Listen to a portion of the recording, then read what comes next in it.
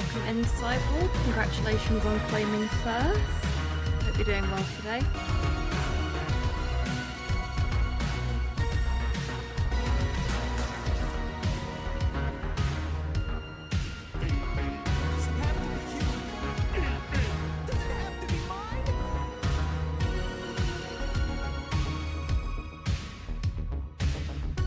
Hello. Oh, welcome in. Hope you're doing well today. Thank you for the treat.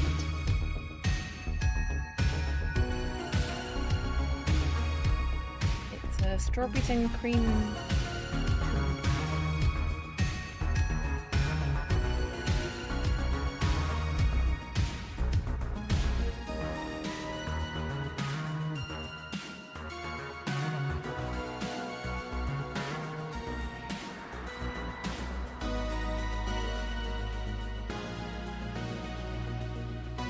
Please excuse the slight delay in us getting started. Literally, the moment I was about to go live, the doorbell rang. And a bunch of parcels arrived. Hey, Cypher. Hey, Soup. Welcome in, both. I hope you're doing well.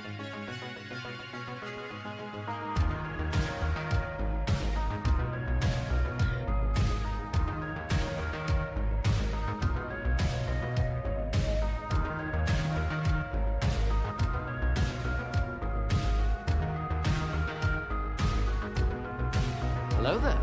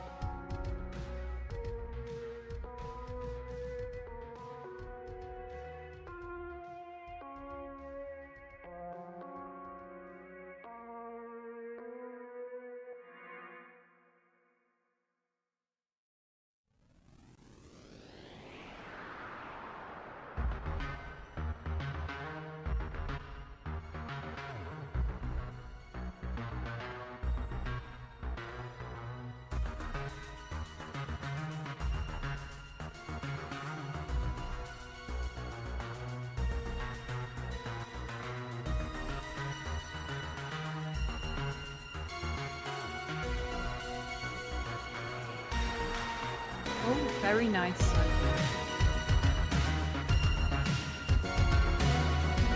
I got some salmon out this morning, so I'm going to have salmon for the tea.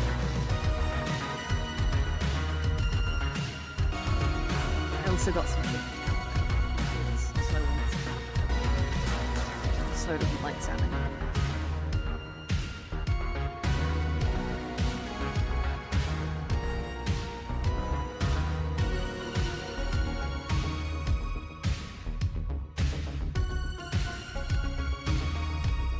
Oh gosh, these days.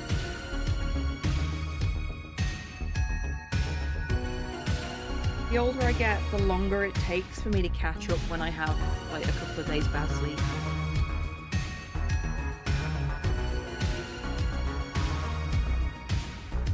I have never heard of those, but I'm glad that your foot pain's gone.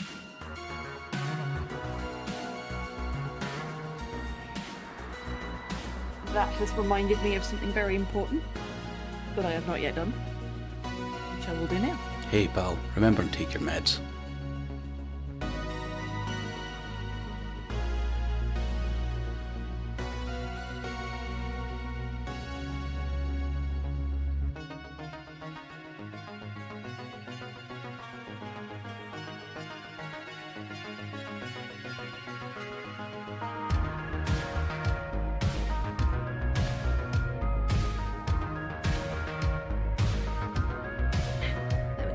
Medicated. And just in time for the end of the first break. So, get on with it, shall we? I'm just going to quickly update my self-care app, because otherwise I will forget that I've taken my meds, and then I will try and take them again. And that seems like a bad plan.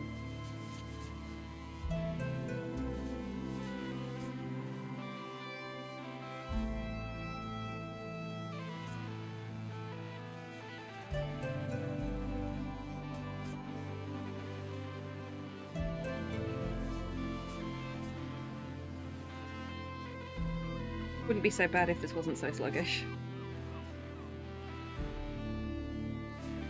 There we go. I don't know if it's the phone or if they've done something to the app, but it's ever so sluggish these days. Hi, Nicky. Brave boy.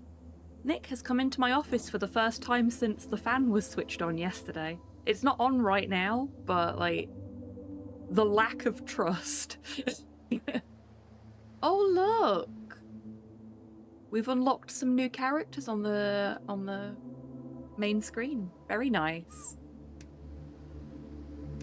I must admit, I do love this approach to, like, menu screens, opening titles, things like that. Like, I think it was Gunx Sword did something very, very similar, where as you progressed through the series, characters that were originally silhouetted, as you met them in the series, they would appear in the opening credits.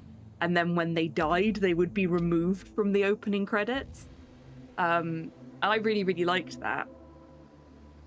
You don't see that kind of thing with shows or with games very often, so it's always nice when you get that little...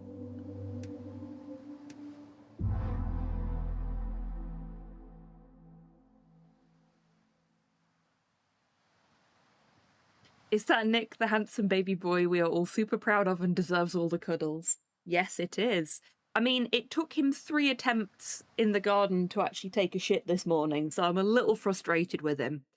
Because he needs to learn. Like, at the weekend, it's fine because I'm at home, but on Mondays and Fridays, I've got to go into the office, so if he doesn't take a dump in the morning, he's not going to get to until lunchtime. So he needs to learn that when he's out in the morning, pooping is the first priority. Everything else is secondary. Okay, so now that we're back in, I remember what I was going to do. So when we finished up last week, we had loads of conversations to have with this young lady and her bodyguard. Excuse me. But also, they've got neat stuff in their pockets. We've actually purchased some of it, so... Oh! Oh, hello. Hello, Fire Thief. Welcome in. You're doing well today.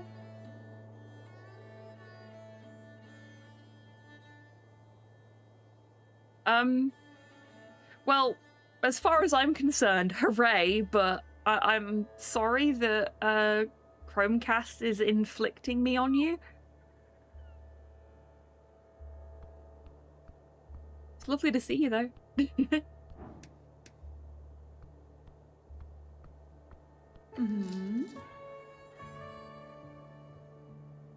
So, we have all of these conversation options, because literally all I did last week was browse her wares. Because time was getting on. Whoa, Tan be upon thee, indeed.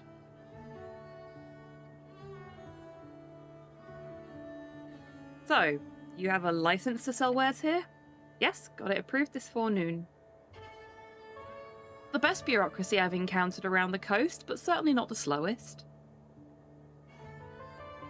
Curse, I do not mind at all, I'm just confused. I think you just need to have a long talk with your Chromecast about not playing favourites.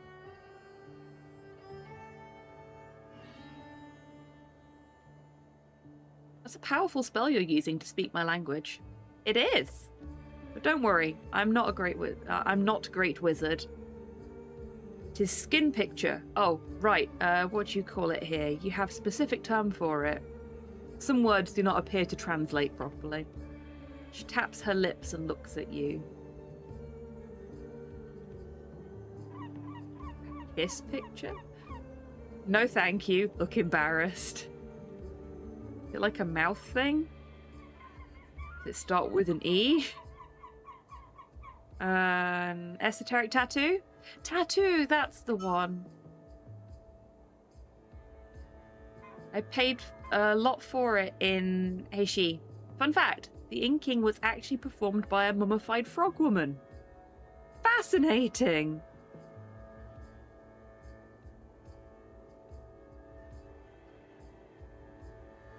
Oh, we still have all the options for kissing. That sounds interesting. Hello there.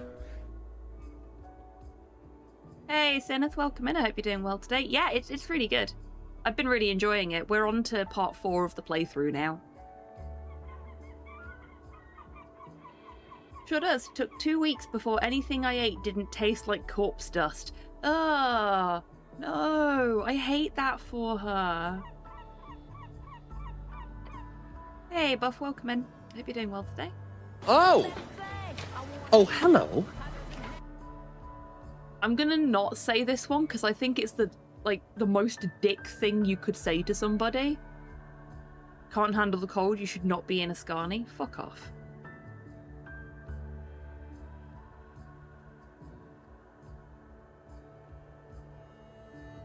What are you voting in the election? I heard there was an election ongoing. I am lucky to have arrived at such an exciting time. So, what are you voting? I only just arrived, warrior. Now, I have visited Norvik a few times before, but I do not believe that constitutes for me receiving voting rights, does it? But what if it did? What would you vote then? I'd vote for the Asgarlists, I think. Oh, now that's fascinating. She's on the same team as us. Oh, that's lovely. I would have expected somebody that was, you know, peddling their wares to be with the Freeze Riders. But I guess not. I admire the spirit of cooperation I've seen between human and dwarf. Ah, yeah, that's fair. I'm in the same boat on that one. Sometimes I wish more people in my homeland shared the same values. We'll be sure to spread Asgarlism far and wide once we win this election. She gives you a kind smile. I like the sound of that, warrior.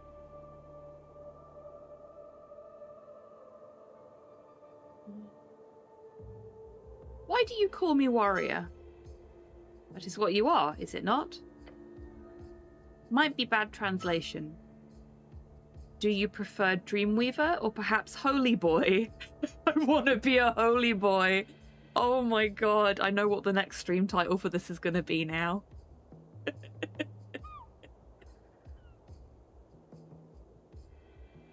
Fuck it. I want to be a Holy Boy. Holy Boy. It's better than Apple Boy.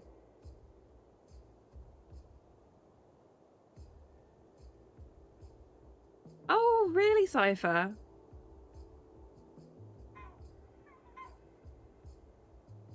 No, it is way too wrong on my end. I will stick with warrior. Aww. But that's not right.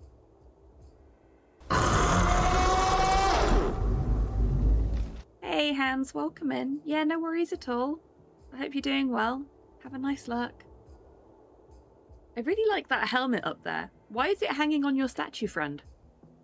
Oh, that's just a warning. Last adventurer who tried to steal from me left it behind. Pickles. You can buy it if you want, if you dare.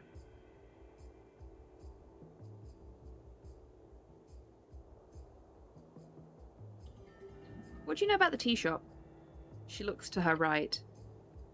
It is not in great condition. True. Anyway. I do not know much as to why it became this way. I arrived in the afternoon on the day it happened, you see. So that elemental can't cast fireball then. She makes a strange, playful oohing sound. No, warrior. He can do much harm, but no fire. Squint. I could probably take him. I don't want to start a fight like 20 fucking minutes into the stream. That seems like a bad plan. We already had that happen once during this playthrough and it was a fucking nightmare. Never again. Good to know. Indeed. Halo_North just loaded with another views. Trim the sails and roam the sea. thank you so much for trusting me with your community today. How was Balatro? Just in case anyone that's come in on that raid has not been here before. Hi, I'm HobbyTan. I'm a variety streamer based in Scotland. My pronouns are they, them. Hello. And today we are on to part 4 of our playthrough of Esoteric Ebb, where I am the Cleric. We're investigating both an explosion at a tea shop and our own murder. It's okay, we got better. Jimbo is a cruel mistress. Yes, he is. I suck at Balatro, but I have so much fun playing it when I do. Investigating your own murder? Oh my. Yeah, somebody wants us out of the way. They actually... So, they threw us off of a bridge, or pushed us off of a bridge, and we drowned. And then a necromancer, he would prefer it if we don't use that term for him, but that's what he is, brought us back to life. I think with the intention of making us one of his indentured servants, but we, you know, we retained all of our faculties and we picked up our shit and left. But then last night, so last week in this playthrough, in real time, but last night in the actual game, we went out to sort out an argument between 2 rival factions. And on the way to that argument, some random asshole tried to stab us to death. So a reverse Dubois. A little bit, yeah.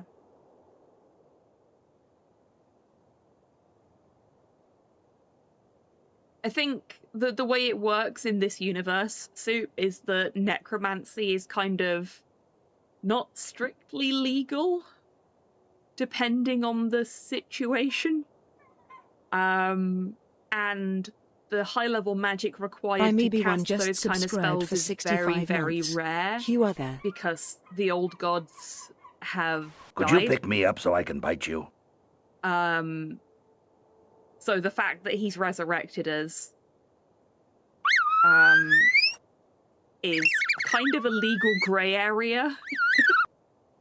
Hello, Prime B, welcome in. I hope you're doing well today, and thank you so much for being subscribed for 65 months. Hello to you too.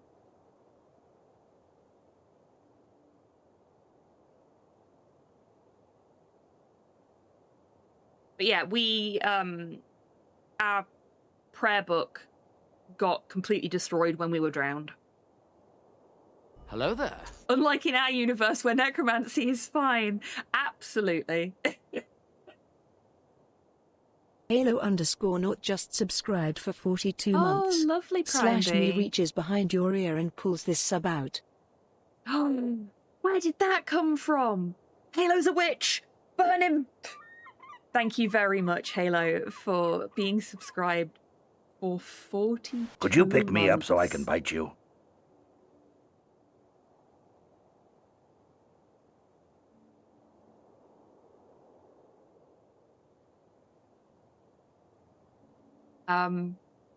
Yeah, I'm really enjoying this. The way I've been describing it to people when we've raided out is that it's basically like Disco Elysium, but D&D.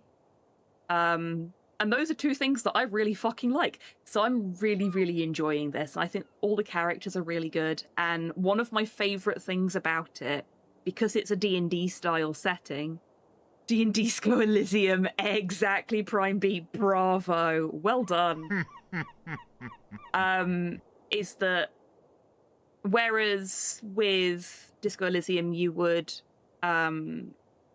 you could make observations about somebody based on what they looked like, in this, if you observe them, I'll show you when we're out of this conversation, but if you observe them, you roll a d20 to see how much of their character sheet you unveil to yourself, and I think that is fantastic. It's such a clever mechanic. Like, it really does feel like I'm playing a D&D game, and there's some shit that happens where I'm just like, yeah, this is the GM getting pissed off at me avoiding the critical path. Not that I do that in actual D&D games, honest. I've never done that in an RP game. Or slow.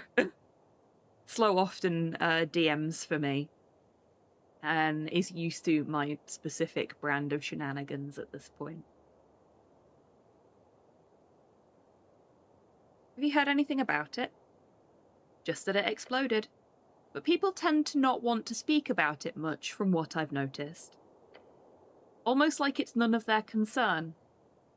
Or all of their concern. What's it like back in your homeland? Her eyes look down. My home is not in great shape, I'm afraid. There is strong inequality among planes touched. Great warlords rage across the borders to Feltire. The gem princes hold monopolies at every port. The deep cities remain in a... She stops herself from ranting. The halfling holds deep, troublesome feelings about leaving her home behind in such a state. It's a wonderful place with wonderful folk. But I wish it would be more like this place sometimes.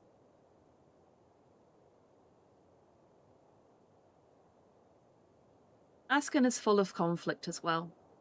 It's the Wild Band, after all. True, but just like post-war Dimenor, as in Reeds, there is a great order being established. One even trumping the esoteric forces at work around the coast. I hope it spreads further. Do you have proof of your whereabouts at the time the tea shop exploded? Yes. Oh, what kind of proof? Speak with the goblins. They know. Or better yet, bring one of them to me. Good. I do not want to be implicated in some strange crime. Not after that time I was jailed in Joyful Frog's Leap. Oh dear. Oh dear.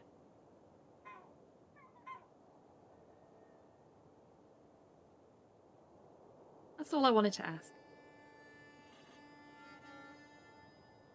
Tell me more about yourself. Oh, you want a deep dive?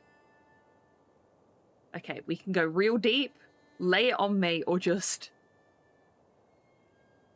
Ooh, safe travels, Primbles.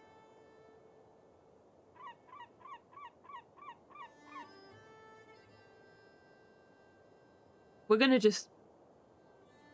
Thumbs up. Well, where to even begin? I've had many experiences in my travels. If it might lead you to purchase one of my items, then I will share. I already bought some of your shit last week. Do you come to Norvik often? In the last year, a few times. It's been a very profitable route for me. But I will be going further soon, since, well, I've yet to get my circumnavigation blessing. Is it really worth the trouble? Possibly not. She holds out her hand and creates a sparkling blue mist to appear above it. I already know prestidigitation, of course, so it's entirely for the fun of it. A personal achievement, if you will.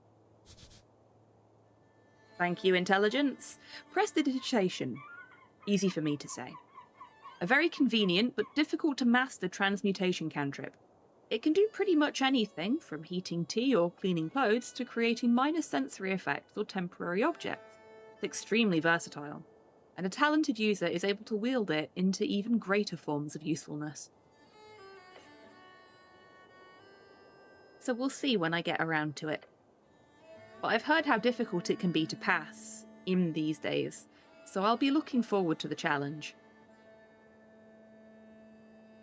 I've never even been to Western Divinitorum either. Exciting. How do you travel? By ship, almost exclusively. Sometimes I serve as a boat mage, joining vessels with much broader shipments than my little trinkets. But I've travelled a lot with unaligned sailors as well. It's usually a bit more fun that way, albeit more dangerous also. One time I joined a crew of more pirates. I swear I was this close to being a dinner sacrifice to the Nalfeshni in charge. But when I used a powerful wind transmutation to save the ship from sinking in a rough storm, all of a sudden, I was the guest of honour. Hang on a minute! I know where they've lifted that from! That's from a Wizard of Earthsea. Sorry. Was reading through it thinking, this feels really familiar somehow. Hold up. Wouldn't do it again, though. Demons make for the worst pirates. All chaos and no fun.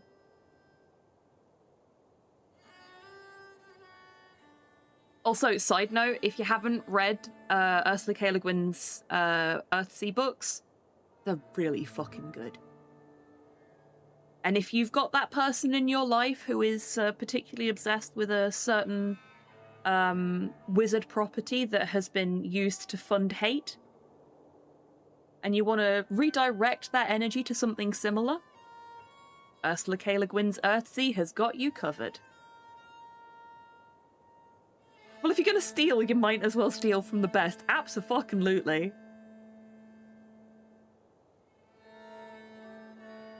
What's your view on the Clanlands trouble? My view? She looks around her shoulder. Off the record? I am never off the record. I am an extension of the law, a tool of the state, a goon of the city. Fucking love Earthsea. Yeah, you and me both. Yes, I've heard, Cyborg. You've talked about it quite a lot, but I also have another friend who's been reading them and is really, really into them. Even if it breaks many rules of writing. Here's the thing, though, Cypher. Rules were made to be broken.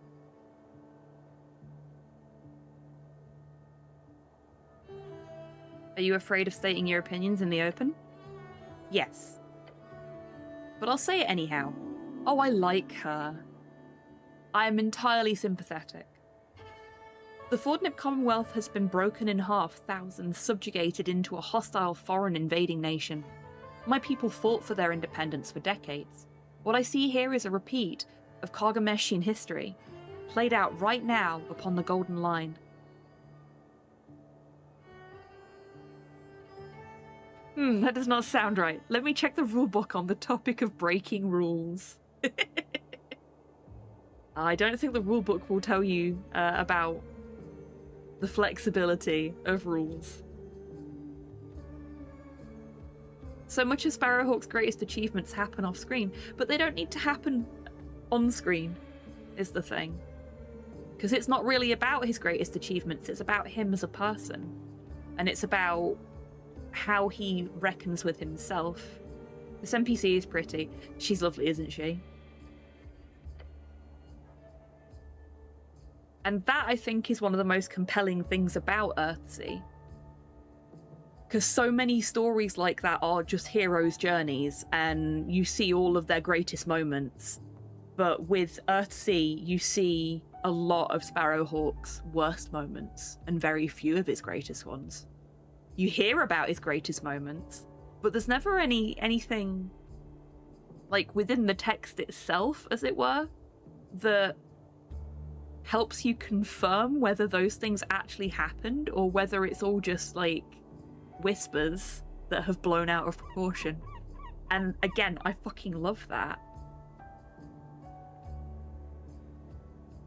Because he's just the guy. He's just a guy doing his thing and learning the consequences of his actions, and that's really fucking neat.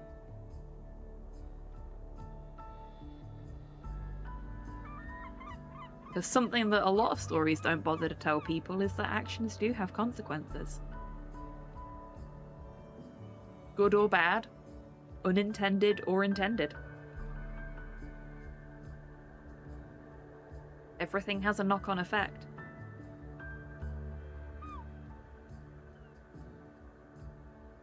Sparrowhawk is one of my favourite heroes. The fact that he fucks up, makes up for his fuck-ups, and then strives to be better. Yeah, exactly. It's not even like he fucks up and then goes, I'm sorry, and then just continues being the same person, which you see in a lot of these kind of books. He genuinely addresses what has happened and acts upon it.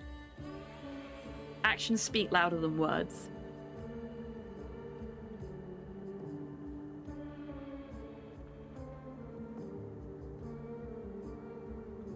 Yeah, that's understandable, Cyborg.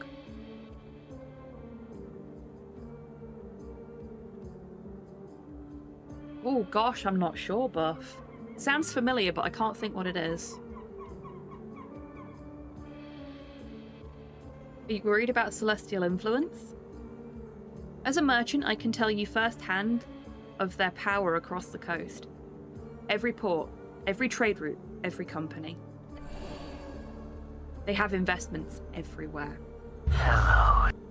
Why are you so invested? They're clearly not the same type of halfling as you. I too support clanland independence. Our halfling neighbours must be helped. Yeah, I'm going to go for that one.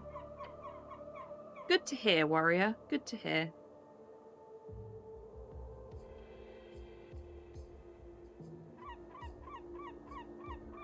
That's all for now. Thank you, merchant. Wow, we got a good conversation out of that. Hello, Sol. Welcome in. I hope you're doing well today.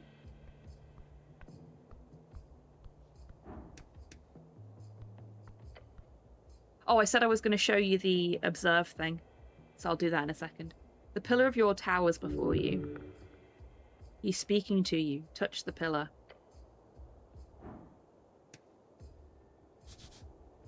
Almost intact and endlessly rising pillar. Centerpiece of Norvik. Right. So if I go to the behold option here, this is what I was talking about. So I've already, in this short rest, beheld Oyugui. So I can't do it again until I've had a short rest. I think it's a short rest. But yeah, so you roll a d20, and you can see here it says DC 15, DC 15, DC 20. If you manage to hit the relevant DC with your d20, it unlocks those bits of the character sheet.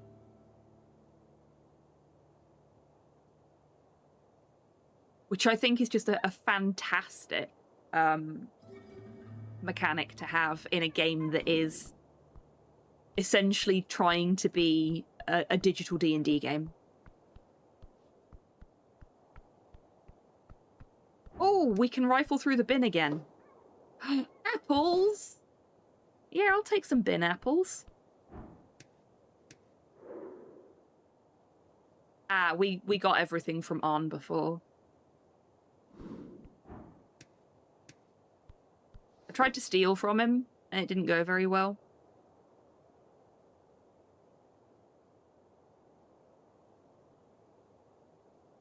Actually looking to see if there's anything that I want to steal from him. And not really. So I'm not going to bother. Okay. We need to go and pick up our goblin friend whose name I've forgotten. Snell? I think it's Snell.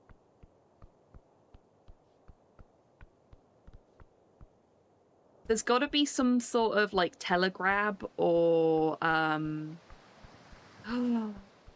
big friend over in the corner. Can't go say hello though.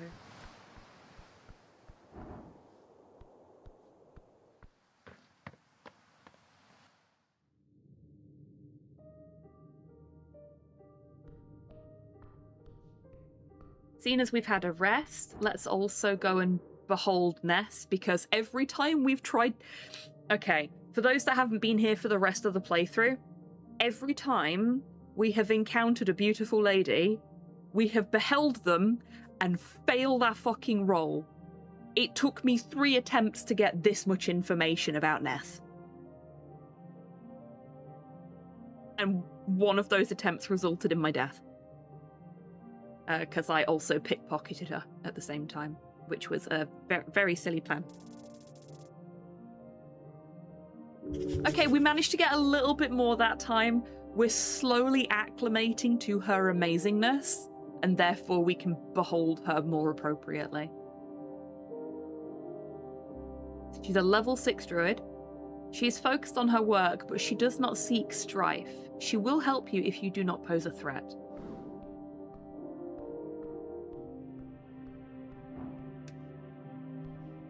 We'll have a quick chat with her before we... I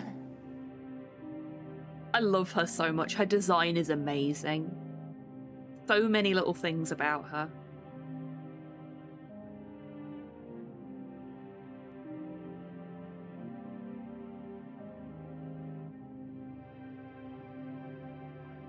I could absolutely fucking go for that cyborg. I mean, I know we've, for want of a better description, joked about that on this channel multiple times before and in the Discord. But, like, the modern world tires me out. I wish people would just be kind. It's not hard. It shouldn't be hard. The elf looks you up and down as you approach. Human. A friendly greeting. I have more questions about druidic magic. What do you want to know, human?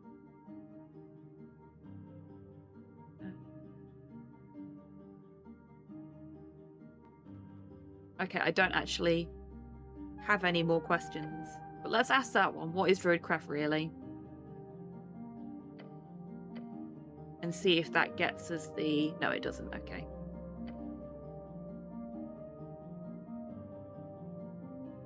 That's a shame. Okay. I guess we already succeeded at druiding in front of her once, and now we don't get to do it again, or don't get to try it again. Oh, let's have another Behold of Lady Sageleaf. Lady Sageleaf scares the shit out of me. I don't think she's a goblin.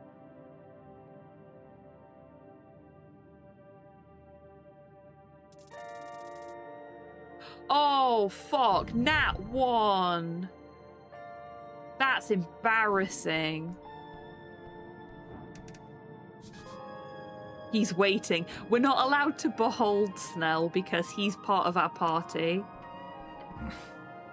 Good afternoon, Cleric. The goblin gives you a questioning look. You ready to head out? Yeah, more or less. The goblin collects his things, strapping a pouch on his hip, adjusting his jacket. As he finishes up, he says, "By the way, yesterday, with Darrow." Thanks. Doesn't make much of a difference to people like him, but seeing you stand up to Darrow like that? Priceless. So for those that weren't here last week, Darrow is our boss, and he basically took one look at Snell, who had come into his office with us, and was like, "No, the goblin's leaving." And we went, "No, he stays. He's part of my team. Anything you have to say about this case to me, you can say to him too." Unfortunately, Darrow won that argument, but we stood up for Snell, and Snell really appreciated it. That one, you soil yourself in front of Lady Sageleaf. It is not the first time. I'm sure that happens to pretty much everybody when they behold her.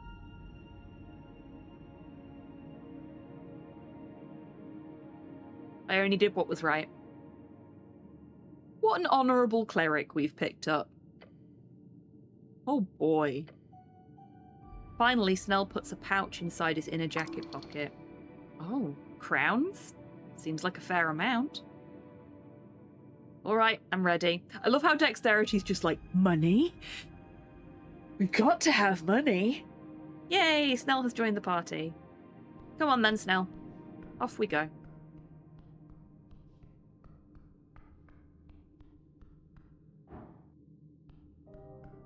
So now that we've got a goblin with us, we're going to go and see the lovely halfling whose name I've forgotten already again.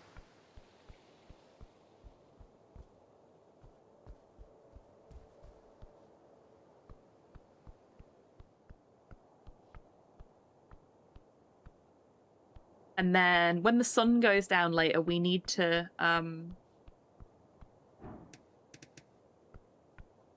go and see if our prayer book is ready.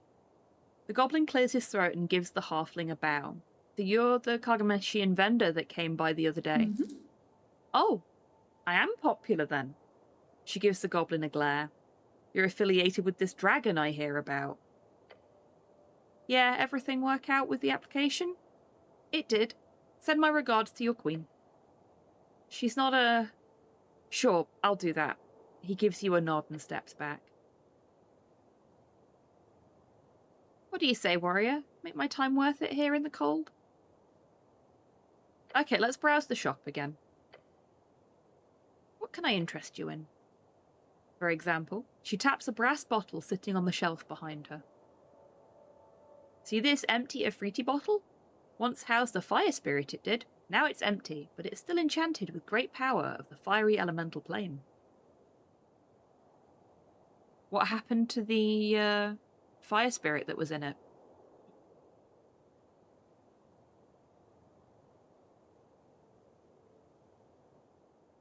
We need 500 crowns for that. How much do we have? Okay, we've definitely got 90. We've definitely got 120. That's all for now.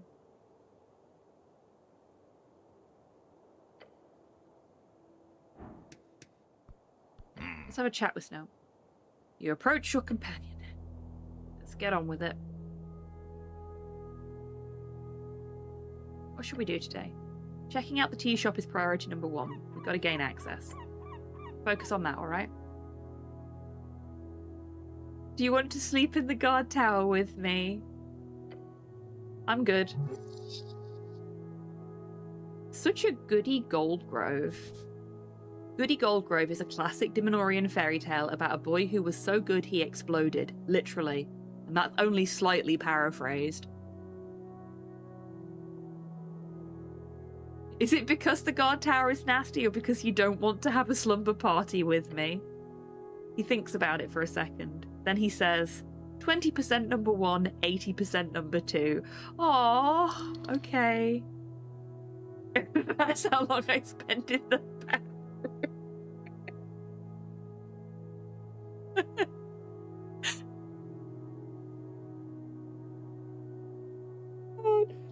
Props to whoever wrote the dipstick lines for the cleric, because holy fucking shit, he's not reading the room and it's great. Yeah, we're gonna go with the not reading the room option. It's how long I spend in the bathroom. The goblin stares at you and then laughs. Good one. Quick-witted for once. For once? Don't ruin the moment. But don't worry, I'm sure you'll enjoy that tower, as long as she isn't there. Do you have something against my celestial roommate? First of all, that's a very funny sentence. It is.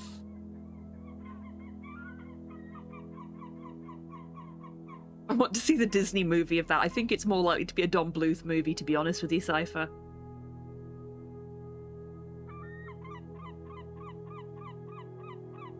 Actually, that has been discussed as part of the lore in this game already, Cyborg. Like, it's allowed for you to, like, bring people back and cast those kind of necromantic spells in pursuit of a killer and things like that. I find that really interesting that they've actually bothered to go into that level of detail, like they knew someone was gonna ask. Secondly, no, I don't. Just be careful, is all I'm saying. Don't want someone powerful like her on your bad side.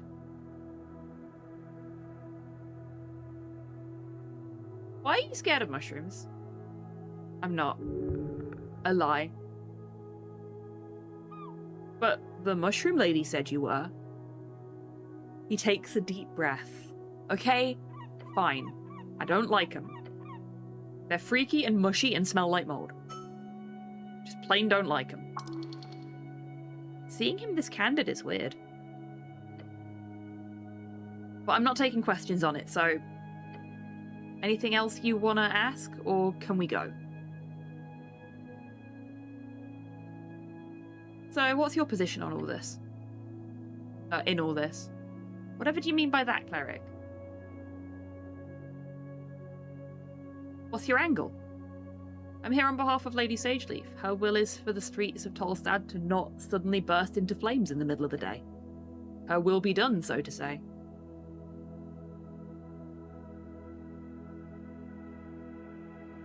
But why are you really here? My motives are not of interest, Cleric. He does not want to disclose his inner feelings to you. Understandable. You're kind of creepy. Got any family? I'm a goblin. What do you think? Goblins normally live in tribal societies with a broad family structure. Your companion most likely has, at the very least, a dozen or so siblings. Any less would be remarkable, even in Norvik. Why would you care about goblin family structures? They don't even have their own culture. That was the point of their genocide. I really don't like intelligence sometimes. It says some really insensitive things. Got a wife and kids? Nah, single for now. And trust me, this goblin ain't getting no offspring. Thank the gods for that. Big mood, buddy. I see, you are infertile. Wow, why is that Tilk coded? Yeah, fuck them kids. Jesus Christ. None of our options are great, but we're going to go for the Tilk-coded option because it made me laugh. I see. You're infertile. The goblin suddenly looks very tired. He stutters out a response. He does not want you to go further into this line of inquiry. No, Cleric. I am not infertile. Bit. Oh, that feels like a fanfic waiting to happen. Second guess, you're a eunuch. I see you're uncomfortable. I will stop asking about this. Thank you, Cleric. He looks relieved. What if it bursts into flames in the middle of the night instead? I don't think she'd like that either. Yeah, that's fair. I have some other questions. I don't actually have any more other questions. Let's go.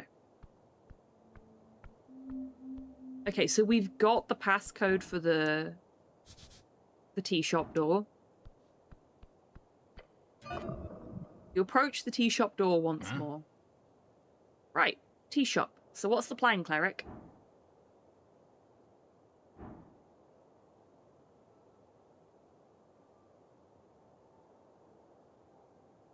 How do we get in there? Oh, it's up there. It's right at the top, in a different colour, so I didn't notice it, because I was looking at the orange text. The tea shop that blew up, eh? It sure did. It was one hell of a blast, but the structure's still standing. The masonry is modern, clearly the work of dwarven engineering. Looks like shit, but boy can it take a hit. No, I quite like dwarven engineering, personally.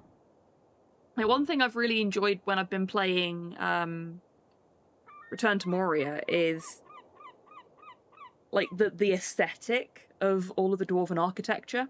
In fact, in my solo game, what I've been doing, rather than like ripping shit down and building my own things, I have been, as I go through and find abandoned structures, I have been looking at what's there and then attempting to recreate whatever's there, but with new materials so that it's like it's been what's the word? Restored? I'm basically restoring Moria in my personal playthrough of that. Dwarves are Art Deco, elves are Art Nouveau. They are. Okay. Cardamom poison. Saying the words immediately causes the nails to jump out of the planks. The blue aura of the arcane lock spell just fades away. They fall to the ground one after the other. You actually made it in. Well done. Now you can complete your quest. Goblin shakes his head. Cardamom? Goblins generally do not enjoy cardamom cake, for some strange, alien reason. Your companion does not enjoy the taste of sweet, sweet cardamom. You don't like cardamom cakes now? He makes a disgruntled noise. I don't partake, Cleric. Beyond lies the ruined tea shop. Holy shit, folks, we're actually going to progress the plot.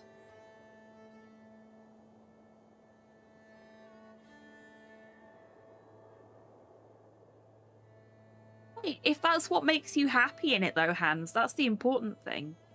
If you're enjoying, as you put it, making it into a farming sim, then you haven't put too many hours into it, because they're hours that you've enjoyed.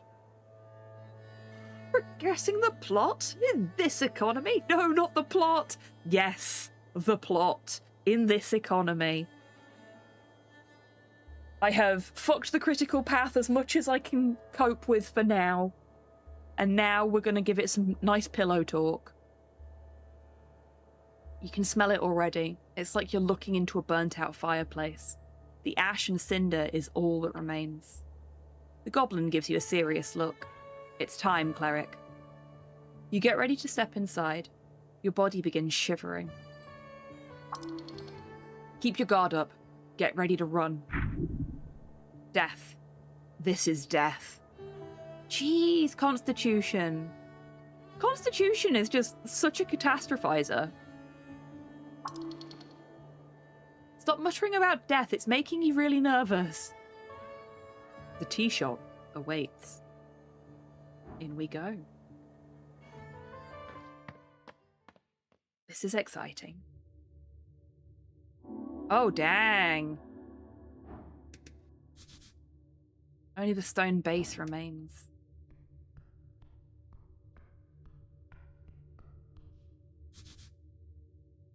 It reeks. Clumps of what was once porcelain. On the floor beneath the shelf you find a pile of broken porcelain. Damn. It's like a clump, he says and coughs a little.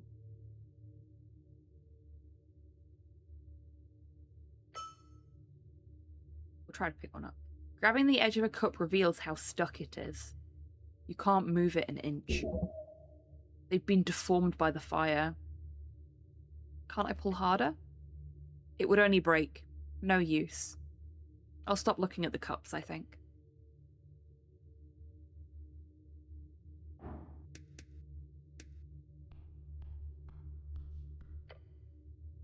You step in behind the counter. Oh, Kide. Very kind of you.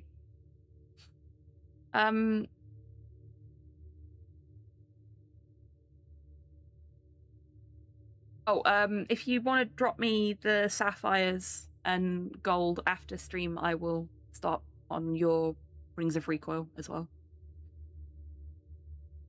But thank you for the nature runes.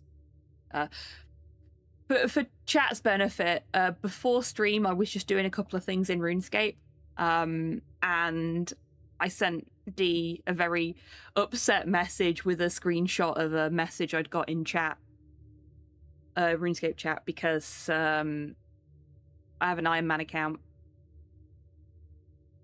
Can't be having group members buying runes from shops like plebs. Well, I couldn't anyway, could I? So we're on a what's called a group Iron Man account, so we're not allowed to interact with the Grand Exchange. We're not allowed to trade with other players unless they're also part of the group Iron Man. And we have like a little sort of storage section in the bank that we can all put things in and share things between us. But I had gone to get some nature runes from a local shop. And when I got there, I tried to buy some, and I got a little pop-up that said Iron Men may not buy items that are overstocked in a shop.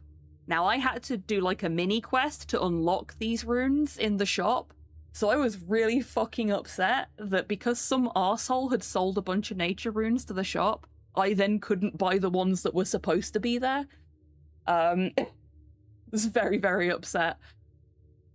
Because I spent like a good sort of half hour last weekend unlocking the access to those runes in that specific shop, because I don't have the right levels to buy them from other shops yet.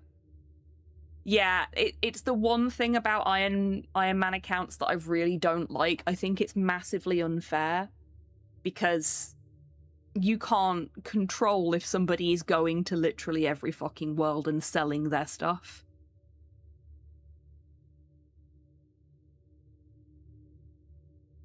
And there are people that just do that.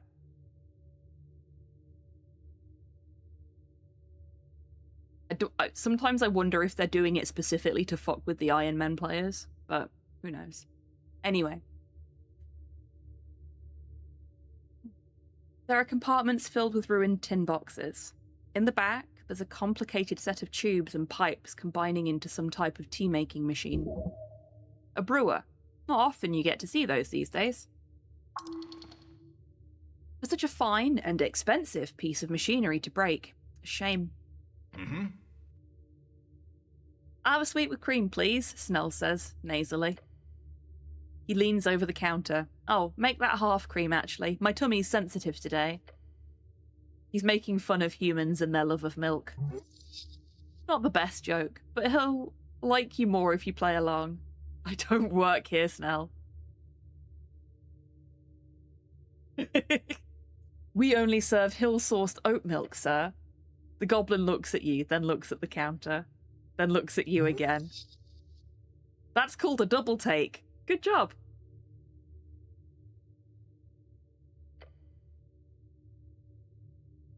Look at his face. Pure shock. Who would even sell nature runes? Yeah, like I said, the only thing I can think of is that somebody was doing it to fuck with the Iron Man players that would buy nature runes from that specific shop. Which is just mean. Good one, Cleric. He waves his claw. Check the counter. I was going to. For a short instant, he actually thought you were funny. Damn. Let's look at the surface. There's a slab of wood covering the stone base of the countertop. More like charcoal at this point. But the stone still stands strong, steadfast. What about the machine? Pipes and levers melted, glass shattered. This was once a fine work of engineering. Let's check the pipes. Copper pipes, expensive, once shiny, now charred and bent. Good luck, Soup. Get some good food. Let's have a look at the copper chamber at the top. This is where you put the tea leaves. As you lean in, you don't see much beyond some burnt muck through the cracks. But you do smell something. It smells awful. An intense scent. Why does it smell like that? It contains something foul. You do not know what. You must go closer. Know the scent. We'll lean in closer. Come on, don't. Inhale the horrible smell. You smell the disgusting burnt muck through the gaps of your helm. It smells like disgusting burnt muck. Bad. This is not good.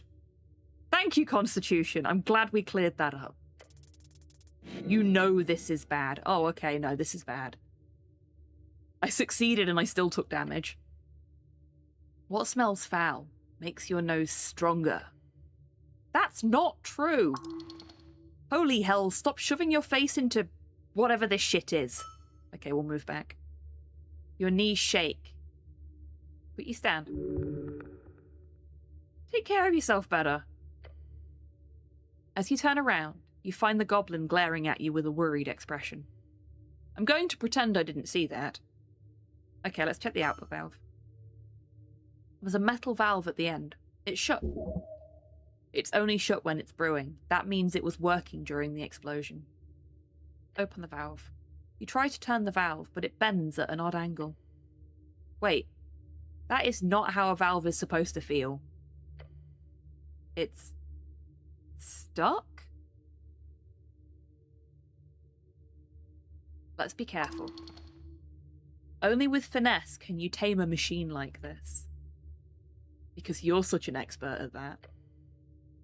You carefully put pressure on the valve as you turn the little lever. Suddenly, you hear a snap. Oh boy, I hope that was a good snap. A tiny piece of copper comes flying towards you, hitting your helmet with a dink. You totally let it do that. Oh, there's more. Shit, step back. The valve bursts open, releasing an oozing pile of tea, ash, and gods only know what else onto the floor. Gods be damned, Snell mutters and holds his nose. The scent is particularly awful. Avoid. Avoid! Okay, we are going to do that effortless constitution saving throw after the break. So grab a drink, grab a snack, have a stretch, get some fresh air, because we're going to need it. And I will see you in 3 minutes after the break.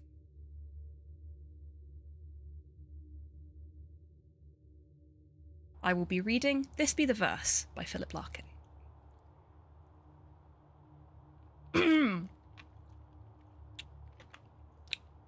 They fuck you up, your mum and dad. They do not mean to, but they do. They fill you with the faults they had and add some extra just for you.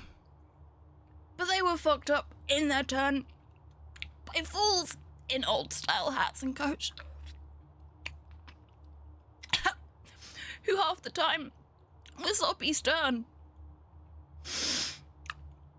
and half at one another's throats. Man hands on misery to man. It deepens like a coastal shelf. Freedom. Get out as early as you can. And don't have any kids yourself. Would you like to explain the RuneScape dance to people that aren't familiar?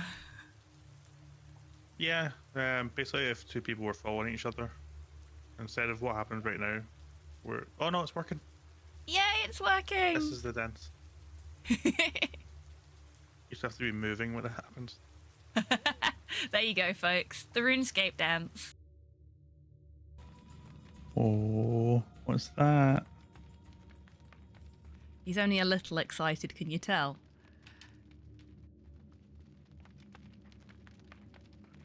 What's that you said, right? You mean the big door? No, Dan. Look at the body. I was going to. Look at it. With you. Perceive it. What body? I don't see a body. Perceive me. That is the single most powerful lich in all of D&D. That looked like a sore one. I was really hoping you didn't see that. Yes, lick the boot. Lick the boot. Lick it harder. This one, on the other hand. A bit too handsy. Oh jeez.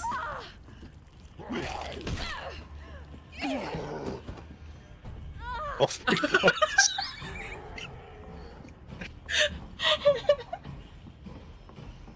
I do love when I stand up and he's just there, looming.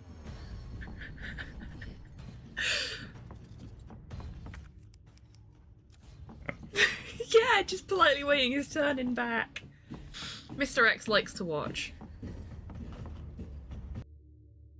You are. And now nobody can see anything but your butt. Nobody wants to see your butt. They want to see your beautiful little face. Which they still can't see because you're too short. Welcome back from the break, everybody. Oh, Hope you're all feeling refreshed. No.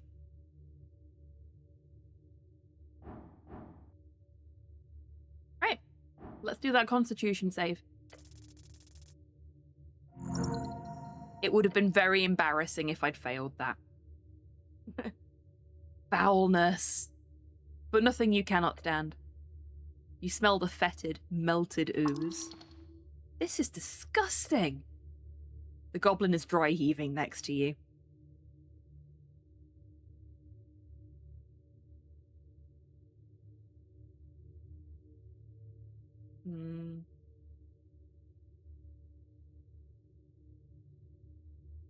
Let's try our best not to puke. Alas, you persevere. Yeah, great job, man.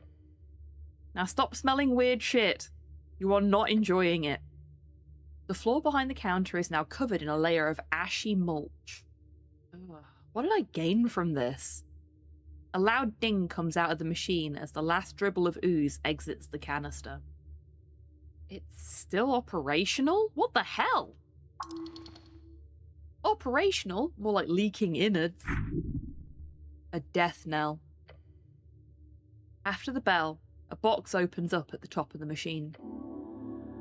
Inside, you see dry tea leaves. It's the steam leaves. They're supposed to add extra flavour. And that scent. They are ukkal leaves from Kargamesh. Wait. This thing was ready to go. Doesn't that mean it was being used during the explosion?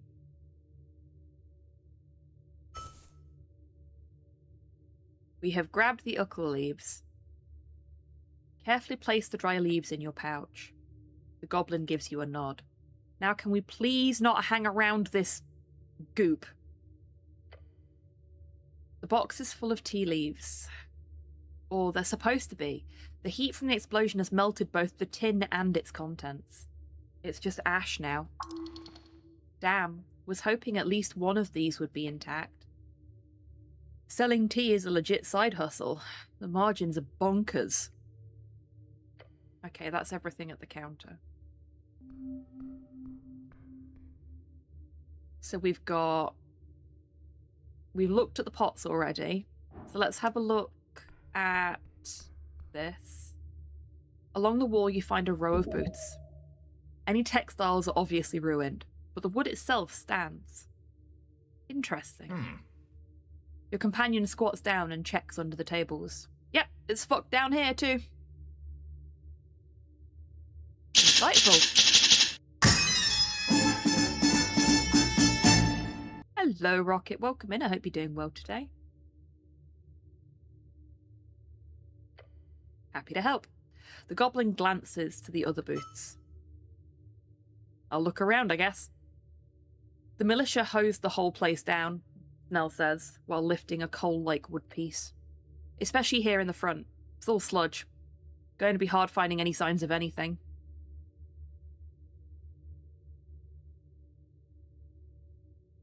Bad guys always leave big signs. We'll find something. Wouldn't that be neat? He says and drops the piece. Yell if you find something. You focus on this particular booth, or what used to be one. The textiles, once draped over the seating, have been turned to ash and charred along with the expensive wood. Along with the water damage, the elemental forces here are intense. The stone tables remain standing for now, scorched like the dwarven architecture. Yeah, no, I'm not finding anything here. I'll check the other booth. He lifts his head and sniffs. Keep looking for now, but let's not waste too much time here. He's ordering you around. He can't do that. The goblin is simply making conversation. Don't read into it.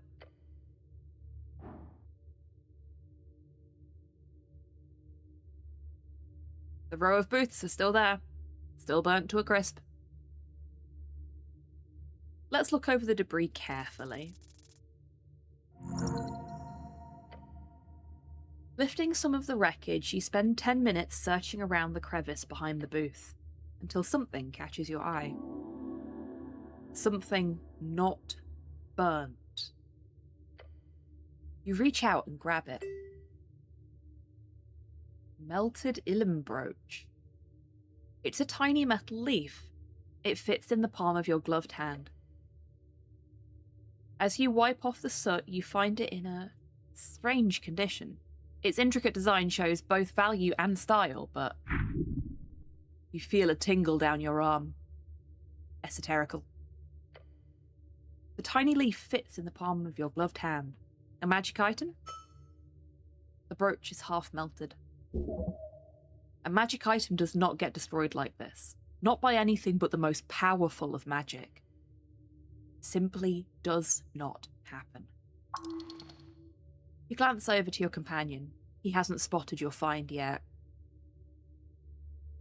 I found something. Oh? The goblin scoots on over to you and looks at the tiny pin in your hand. Strange. Interesting. kind of survived the fire. Bring it with. Show it to the old lady. Why would she care? Obviously she'd care. Alright, sure. He looks around. Let's focus somewhere else in here. Let's look at the charred remains of the table. Glancing over the scorched wood, you find it simply burned like everything else, barely existing. Mood, table, big mood. But it is wood. Intact wood, relatively speaking. The malicious attempt to stop the fire splashed everything with water as well, so all the soot is just a sludge. It is still quite strong, wedged along this stone bench.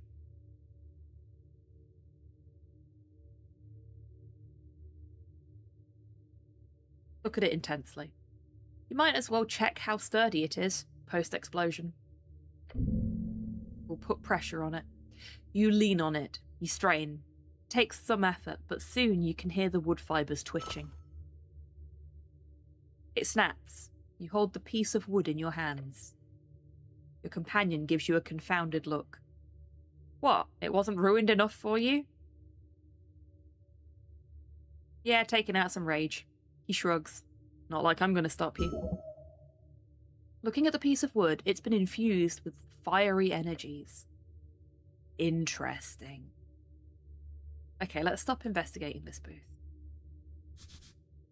Laughter and debate once filled these seats. So we've got this, and then we've got things up here. Do this first. The only non-disintegrated thing in the central chamber is this stone slab. It's just very, very cooked. A table. It was once a stone table. Now it is as scorched as the rest of the tea shop.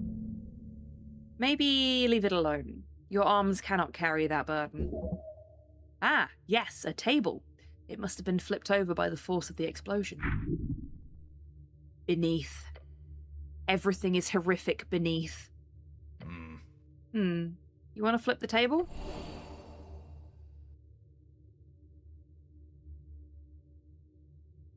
It's damn heavy, but maybe we can do it together. Even with Snell, this is really heavy. There is something interesting here.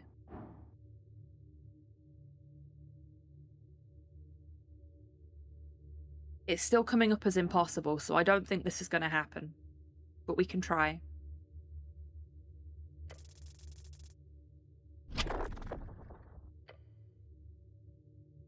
You make your best attempt, but the big block of scorched wood just won't move.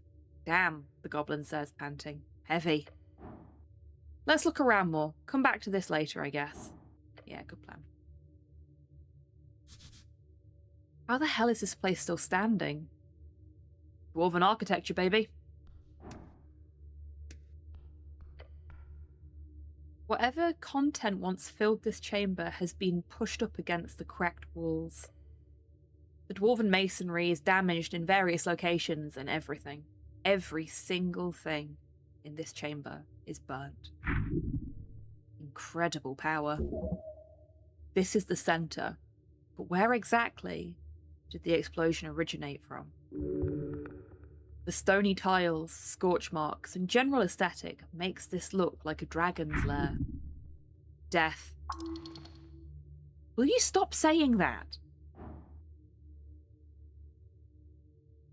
Okay, we're going to check everything before we do the localize the origin point, I think.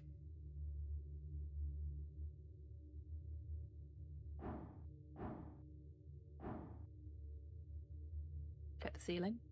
Your heart beats quicker. You glance upwards, finding the somewhat high ceiling in the chamber to be scorched, but intact. This place will stand, for now.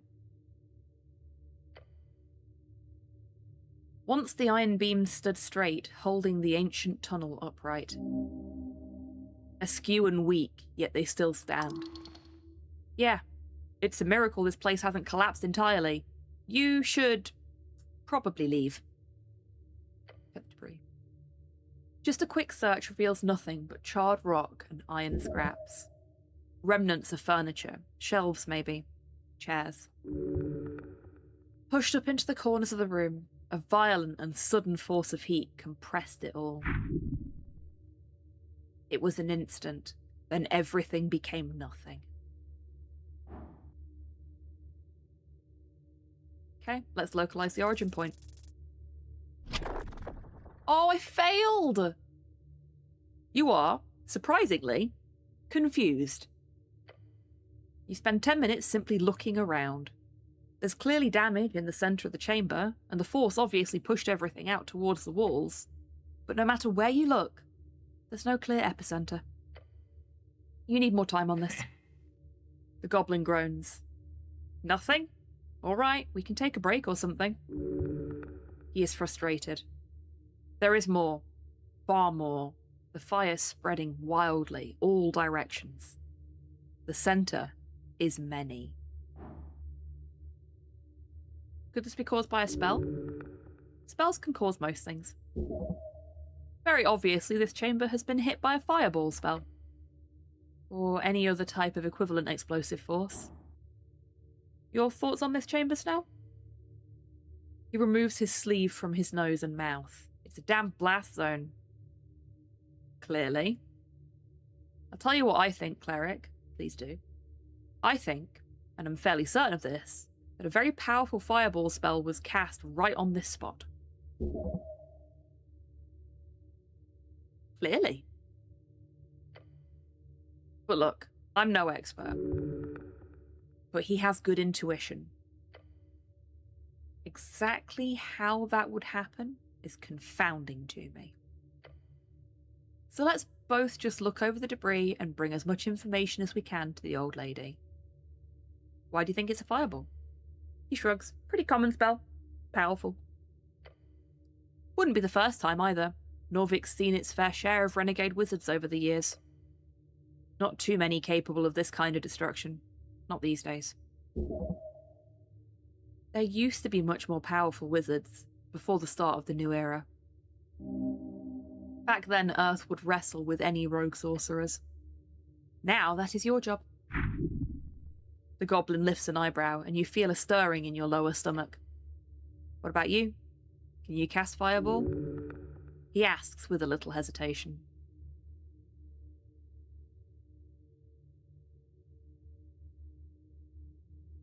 Most clerics and paladins can't tap into arcane magics. I could, technically. Good. The goblin smirks. Then you can tell me if there's something off about it.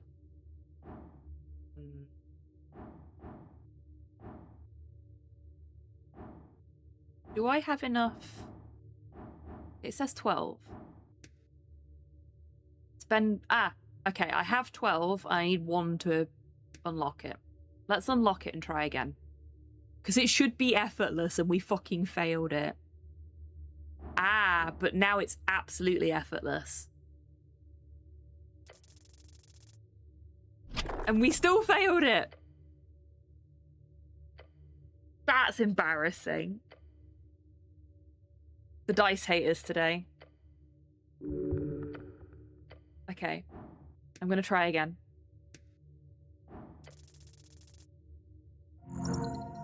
Oh, thank fuck for that. Still a low roll, but it was just the right side of 5. You look around and find the damage confusing. While centered in the chamber, the damage appears uneven, as if the force of the explosion was struggling with itself. With that thought, you receive a vision. Replaying the event in your mind, an explosion. In the chamber. Conflagration spreading. Just doesn't work. However, you experiment in your head with the idea of multiple explosions. Suddenly, it clicks. The floor, it has several marks. You start counting. 1, 2, 3. It's not enough. Looking around the chamber, you see several points from which the fire clearly spread. The explosion is... No. Explosions. Multiple. Your companion lifts his head from whatever scraps he was looking over. What did you say? You keep counting. 4, 5, 6. Even that is not enough. Fires, the immense force. 7, 8. You point at the last spot on the floor you can see, near the west wall where you're standing. 9. 9? 9 of them. The goblin's gaze dances across the chamber. You see his face contort as it dawns on him. More than one, he mutters.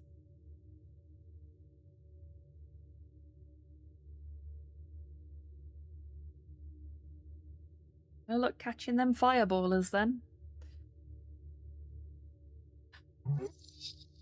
You're about to blow his little mind, aren't you? 9 separate explosions simultaneously. Why am I only holding up 7 fingers? He stares at your fingers. He won't mention it. He's too kind. He looks around the chamber concerned. Walk me through it. How do 9 explosions go off at the same time? We got a cabal of sorcerers? A coven? What? Careful now. Do you really want to share this info with him?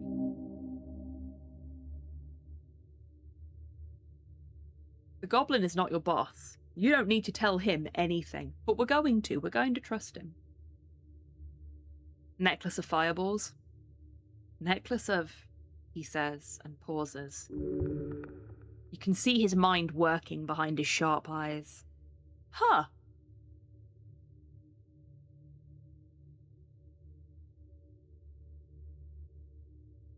Mimic an explosion with your hands and say, boom.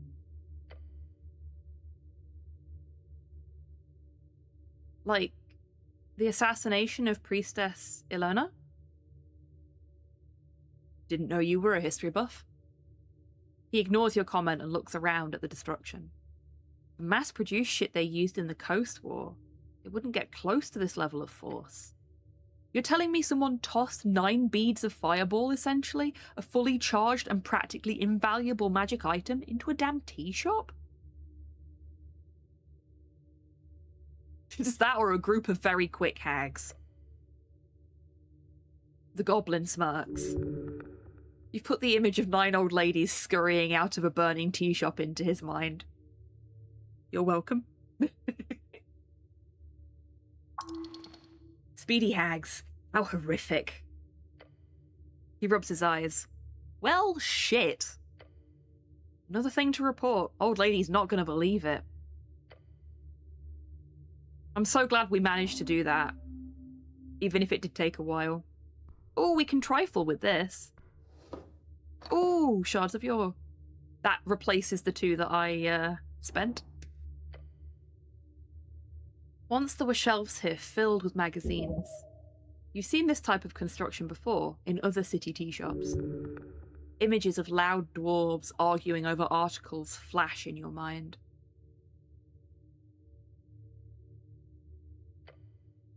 Littered across the stone alcove, you see chunks of, well, charcoal.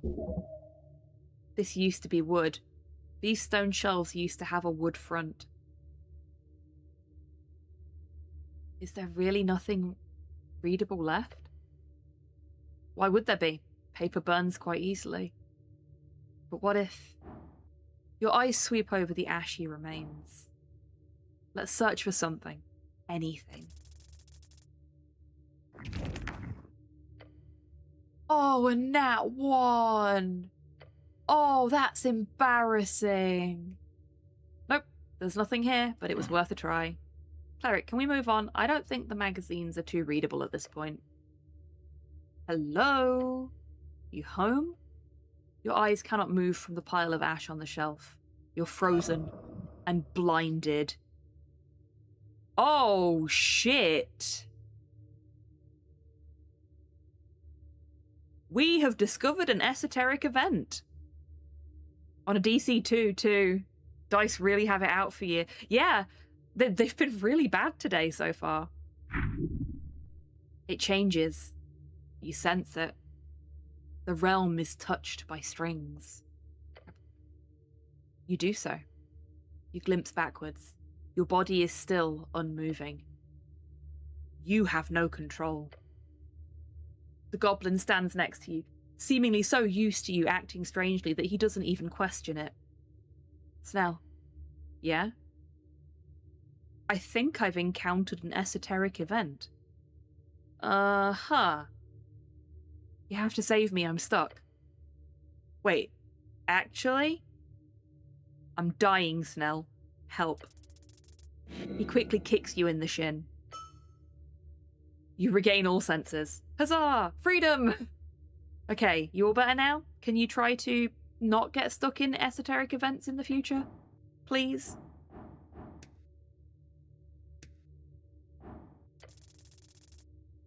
That's better. Little excessive for a DC2. Among the mess, you notice something solid. Moving away a small pile of burnt magazines, you discover a paper completely unharmed by the flames.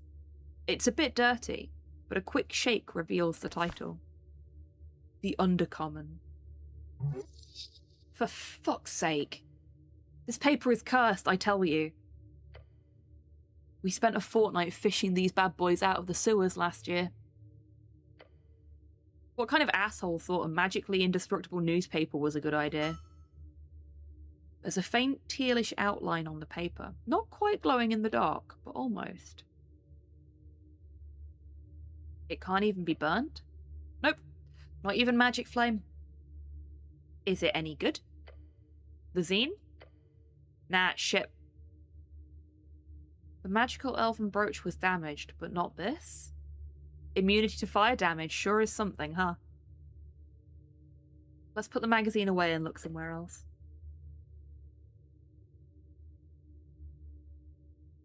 Actually, was there anything else we could do here?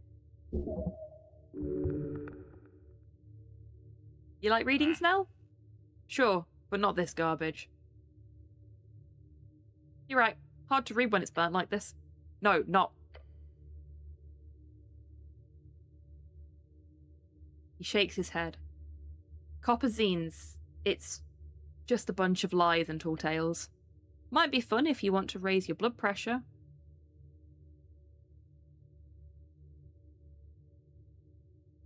Thank you for expressing your opinion. Let us now return to work. Okay. He glances at you, his eyes filled with concern. Just to make sure, you're not falling apart or anything? When have you ever done that? Of course not. That would be silly. Let us now return to being productive. I just seem to notice you start to act a bit strange sometimes. Just wanted to make sure you're not, I don't know, leaking out of your head or something? Thank you for your concern. I do not have any unwanted holes and or hemorrhages going on. Okay, good. Great to hear. He still looks concerned. Don't scare him like this. But it's funny. I should look at something else.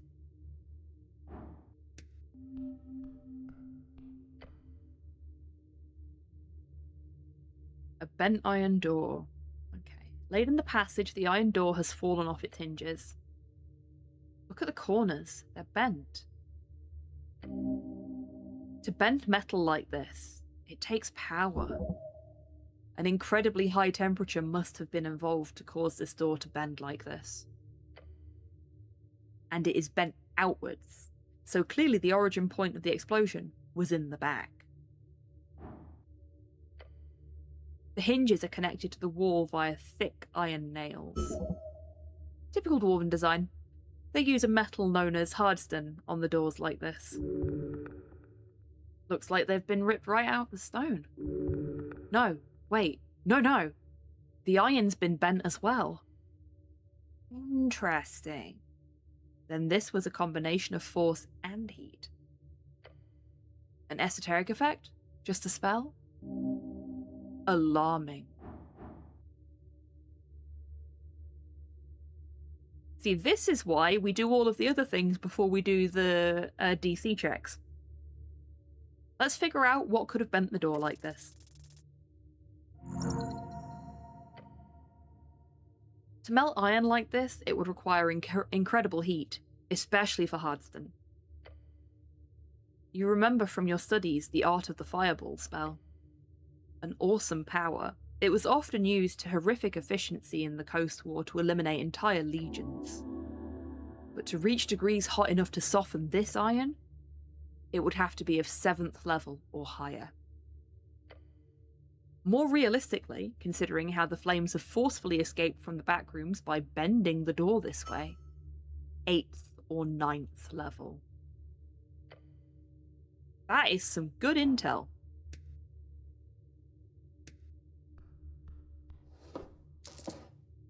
Got some cash.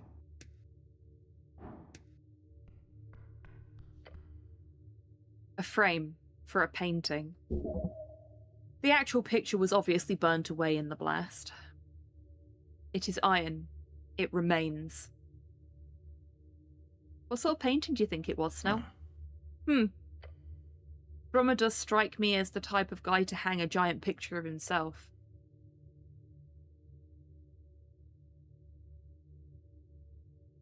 Maybe his wife and kids? Yeah, negative on that one. I don't know him personally or anything, but that bird's flying solo. They don't have to be real. What? Could be an imaginary wife and kids. He's contemplating your words, then dismisses them. Maybe we should keep looking for actual clues. Are you saying this burned painting is not a clue? Fuck it. Sure, it's a clue. He lets out a big sigh. Why not? Sad to see it ruined like this. Yes, it is a tragedy. All art is sacred. You have no way of knowing if it was even beautiful. It could have been some horrific abomination of a painting. There is beauty in all art. Again, every fucking time these two have a conversation, I'm like, why does this sound like me and Dee when we're chatting?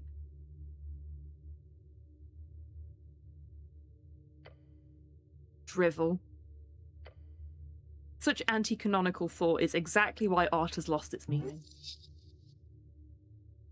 It was mostly likely just an LR. Who pays for actual art these days? Common shortening of light reflection, referring to the image capturing method of using the mirror cantrip and light cantrip simultaneously in order to brand a surface with a perfect visual representation of whatever the mirror is reflecting. It is a popular and cheap alternative for paintings. Oh my god, they wrote photography into the game. That is fucking amazing. Ah. Okay, no, I'm screen capping that. I need to show that to Slow. That is fucking amazing. Props to the writers. That is an ingenious use of existing spell mechanics to make something anachronistic. I love it. Fucking love it.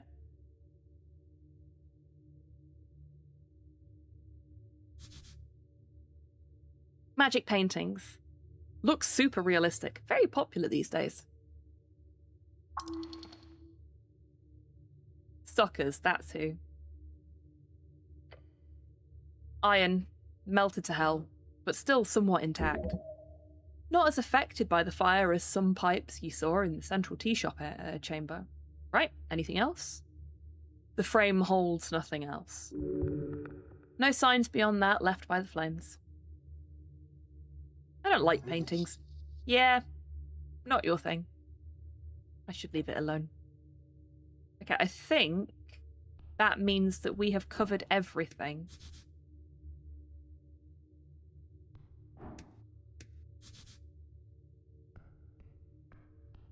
Because literally all we've got left is just beholding the things we've already investigated. Paper is apparently weak to fire. Yeah. What we could do, though, is... Oh, shit. Wrong button.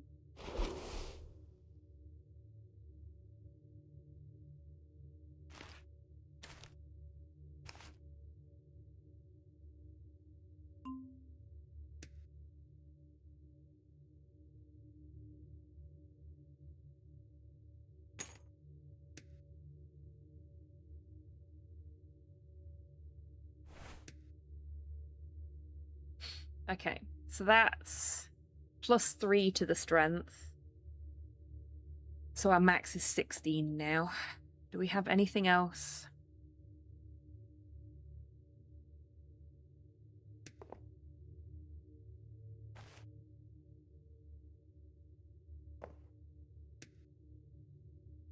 That gets us up to 19.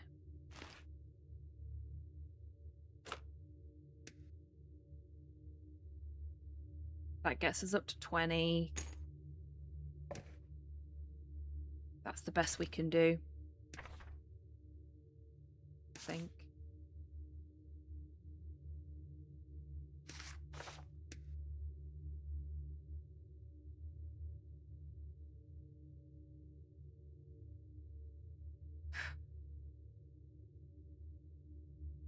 Oh, we might just be able to manage it now.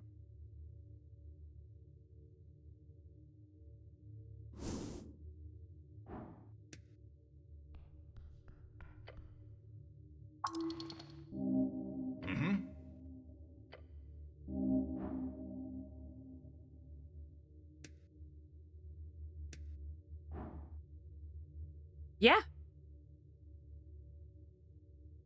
And because we've checked out the rest of the chamber, it's also helped with that. So yeah, I think this might work now. Come on. Yes!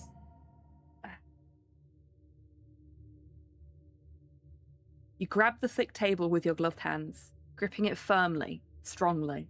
Snell copies your movements. On 3. 1, 2, 3. Here we go. Oh, fuck, it's a corpse. You stare into the dark corner of the tea shop. Amid soot and broken tiles, you see a corpse. It's a... Snell stares at it. He is silent. 1 casualty. Report it. Huh. Earth be blessed. Snell nods slowly. Your words hang in the air. No one responds. The corpse appears completely charred to you. The size is average, you think. Hard to make out anything other than a silhouette. She did not deserve this end. The goblin steels himself. How much experience do you have with corpses, Cleric? You're an expert. The goblin breaks his intense stare down at the corpse and turns to you. Cleric? Not much. What about you? I'm no expert, but, you know, part of the gig. We should do a preliminary checkup just to scope out the scene. Then we'll get transport to the Lich House, I guess.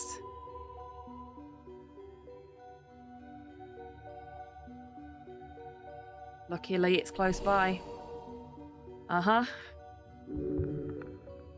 He's barely listening to you. I'll check the head. You, check the hands or something. You are not afraid. Approach it. Do your job. You take a few careful steps up to it. Seeing it up close causes you to shake. Your flesh feels the flames. You share the bond of death.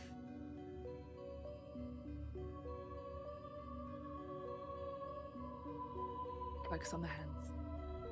You see the left hand is half destroyed. The right hand is clenched near the victim's hip, holding something. A clue, of course. No, this is a bad idea unless you want to break that fist in 1,000 pieces. But hey, maybe you do. Leaves for later. So what we're going to do is we're going to swap out of our entirely strength build gear and swap into our dex gear.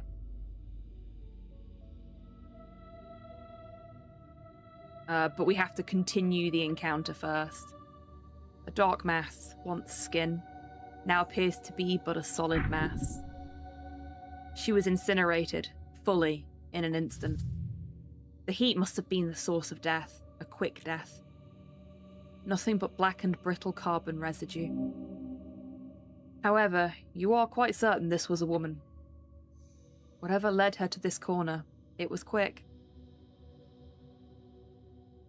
Woman, unknown age. She crawled up into this position moments before the explosion. She did not suffer. Got it. Good info. He leans in slightly closer. Not much to see. Fires burned off everything. While charred beyond recognition, the skull itself is fairly intact. And why is that good exactly? So you can have someone to talk to, of course. Do I notice anything else? A good question. Looking for distinguishing features, you do notice something interesting. The ears. Ears? Look at the ears, Snell. He squints. Barely there. What about them? Look closer. Sure. What am I supposed to... He tilts his head. Oh. Oh. Wait. Despite barely keeping a recognizable form, what remains of the ears have a peculiar shape. They're pointy. Oh. Pointy ears. He looks around. There's only one humanoid creature on the coast with this body size and pointy ears. Not an orc, not a gnome, and not a human. The goblin takes a step back. No chance. Oh boy. Just the concept of such a rare creature being found in this second-rate tea shop. There is no doubt. Oh no. Your companion glares at the corpse. His head then slowly turns towards you. It's a damn elf.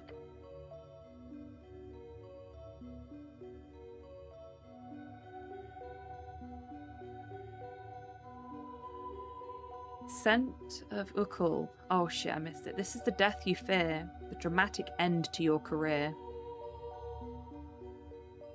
Did they know? No, they couldn't have. Yet you have, through no means of your own, landed in this trapped hallway of a mission. You only have one choice now. Find out exactly why this happened. Who killed the elf? Who blew up the tea shop? You feel the answer must lie below. Far, far below. Oh, but I wanted to swap out my gear and try and pry the hand open. Boo! Your companion glares at the corpse. His head then slowly turns towards you. It's a damn elf. Here we go. Hey, it's the duck! Hello, the duck! Your eyes follow the towering dark knight as he walks past, heading down the stairs. The body is secured. Good. The pale man answers behind his desk. Snell leans against the iron slab, his eyes fastened entirely upon the elvish corpse across the chamber. Think I expected a dwarf. Huh? A dwarf? What? Why? The tea shop used to be a gathering place for the Asgals. My first thought was of infighting or political assassination. But an elf? There's like 3 of them in the entire city. Let's not say anything for a while. After a few seconds, the goblin scoffs and rubs his eyes. Did the dwarves have a deal with Illim? Did Drummer? He lets out a big sigh. Guess we've got more questions to ask. This is a mess. A right fucking mess. Should be easy to identify an elf, right? You'd think that. I'm guessing it'll be impossible. I don't like Viskin. We shouldn't have brought the elf here. Look, I'll say it again. He's a weirdo. But the old lady has a deal with him. So for better or worse, he's our guy. This is above my rank. But I don't see anyone jumping at the chance, so... You're still serving the old lady for now. He's ordering you around again, but... Perhaps this is not the time to complain. So, what now? He takes a deep breath. Gather any remaining clues in the tea shop. Then we report to Lady Sageleaf. He snaps his fingers. ASAP. You hear the pale man clear his throat across the circular chamber. Cleric, I am finished with my report. I want to check out the corpse again. Ah, yeah, you obviously also want to do the thing. The thing? What thing? You know, the thing. He holds up a hand to his mouth and mimics talking. What is he implying? What thing? He groans. You know, the thing clerics do with the corpses? What's it called? The, when you speak with the dead. The spell? Speak with dead?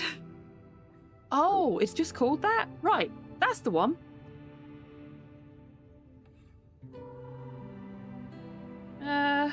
Right, that is a thing I am somewhat capable of doing.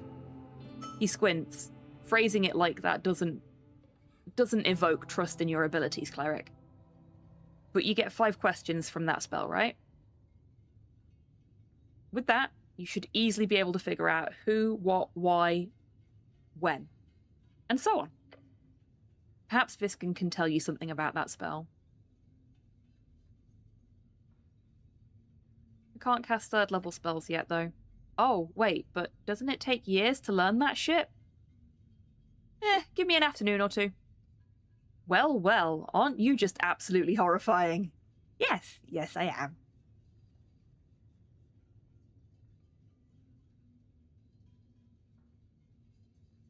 Let's talk to Viscon. Hear his report. Yeah, sure. Lead the way. Right. First things first.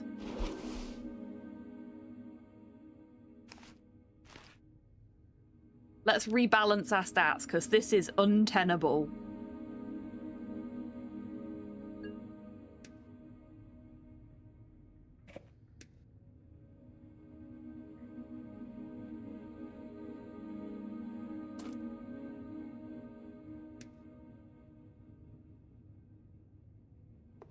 Actually, we had this one on, didn't we? And this one. We can't put that on as well. Oh, that makes everything worse.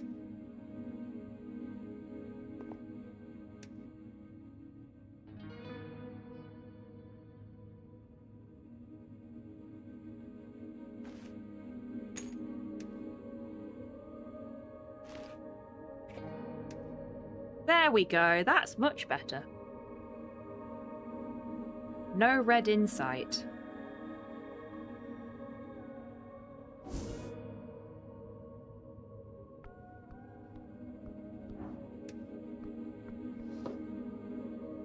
Braces of thievery. Don't mind if I do. How did they move the corpse here? So-called duck. Viscon and him performed a corpse retrieval. It was an impressive feat of magic to keep it intact despite the short journey. Moving it to the Lich House has caused some minor scuff marks, but nothing major. There's a gentle repose cast on it. That's how it survived the journey in one piece. Oh, so I can't actually... The dead elf. Yeah, I literally cannot inspect the hands, which is a pity. Your fate one day. Lovely.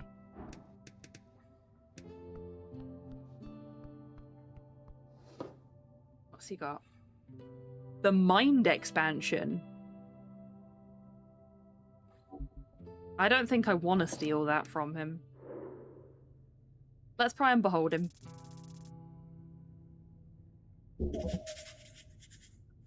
We didn't get anything new, unfortunately.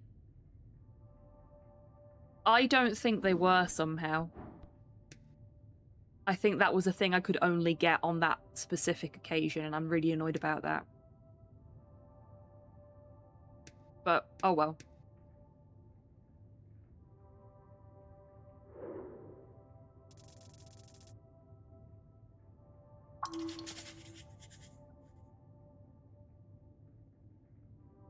Host is quite hostile. Stay on your feet, apparently. Hmm? Yes, he says with a smile, putting away some of the documents before him.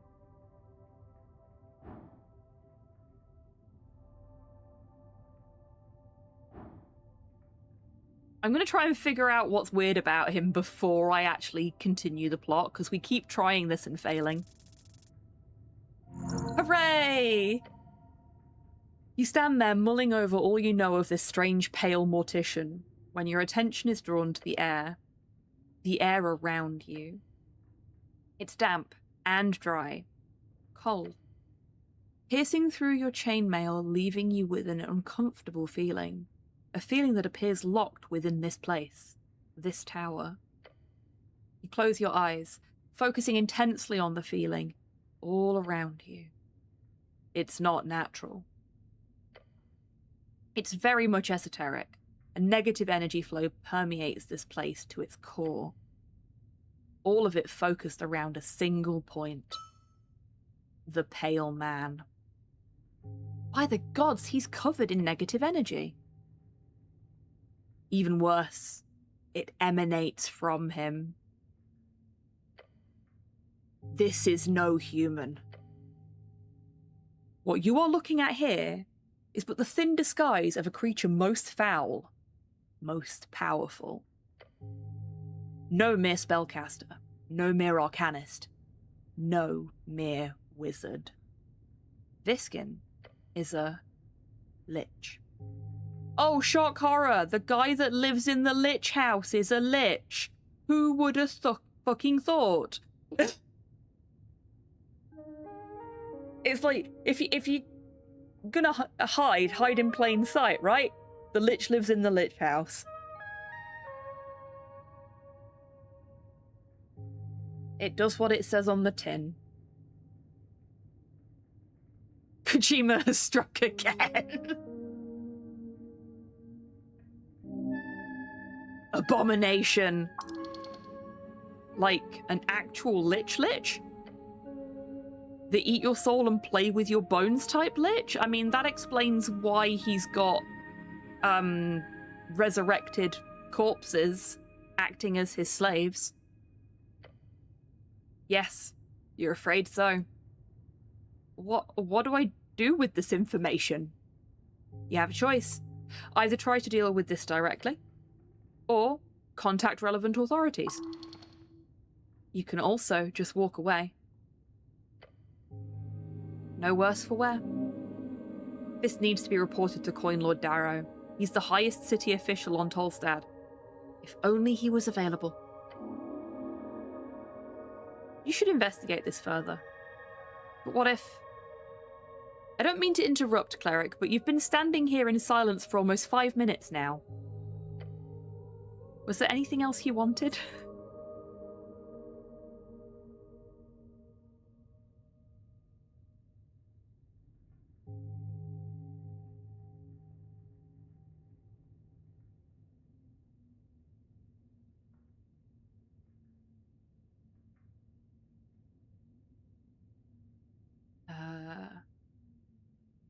Hey, Snell, what can you tell me about this guy?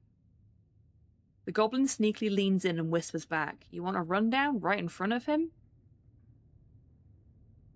I'm gonna glance back at him, and then to Snell. I don't think he can hear us. That's not the point, Cleric. Can you hear us? No, Cleric, nor am I listening. Go ahead. See? The goblin sighs. Give me the rundown, Snell. Viskin is the local mortician, unaffiliated, works on contracts with the city.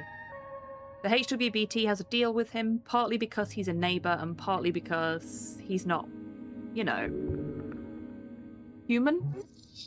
A normal person? The goblin clears his throat and throws a glance back to the mortician. He's not the type you want to make enemies with. But hey, he seems to like you, so good job on that. But my suggestion, keep your distance, just to be safe. I was dead when I was brought here. Yes. He admits it so easily. Apologise for not telling you the truth earlier. I was advised not to. He puts down his pen and looks you dead in the eyes.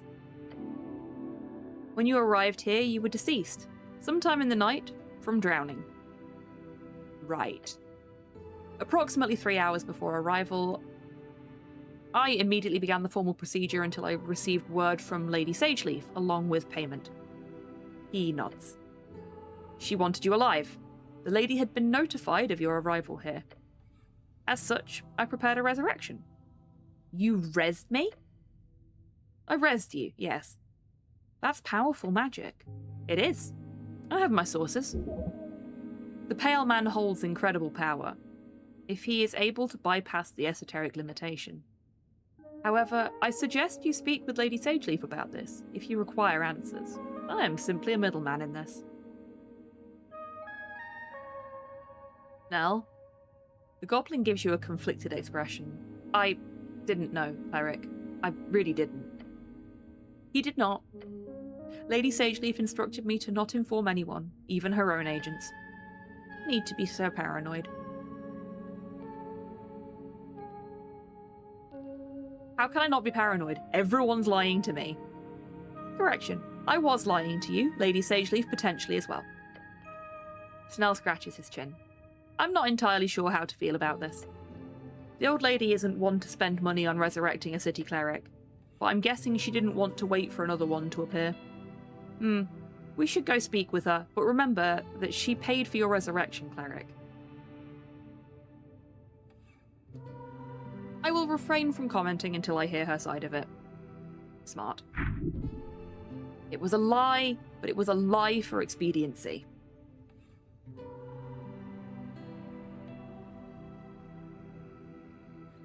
Welcome back, Soup. I hope it was a successful trip.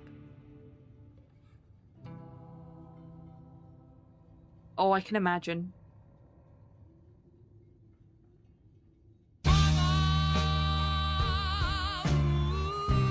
Hi, Mum. Welcome in. I hope you're doing well today. I'm going to snooze the impending ad break so that we can try and get through a bit more of this conversation before we go for it. Monster Concept Corporate Lich, what is the point in making all the money and building your stock portfolio if you know you will die? Well, that goes against the ideas of the Corporate Lich. Money can buy everything one needs to become a Lich. Yeah, fair. Pretty sure some of them already are Liches, to be honest with you.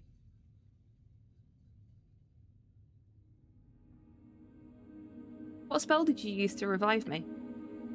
He is quiet for several seconds, considering if he should share this knowledge. A modification, then. A personal resurrection spell. Raise Dead. Raise Dead is a 5th level necromancy spell. It raises a creature from the dead, if the time of passing is within 10 days. It's a highly sought after spell these days, and very few are able to cast it. With changes, it is not the original spell, as I'm sure you understand. Viskin's Raise Dead. My spell requires a higher cost, while lowering the spell's complexity in return. A higher cost? Like a blood cost? No, Cleric. The new cost is double, 1,000 crowns. Which is not too bad. Could be better. The Pale Man stares at you.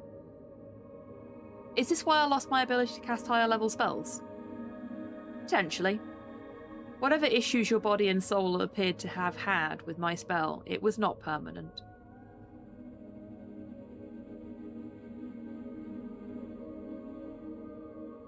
My soul and body? It's more common than you might think. Hello there. Hey, Olive, welcome in. It's lovely to see you. I have a question about your new name. Is that a permanent name change, or is this another stream shenanigan? Because it's a fantastic name. You know me, I love a pun. This one is permanent, okay. This is a very good choice. I'm glad that it's permanent, because I do quite like it.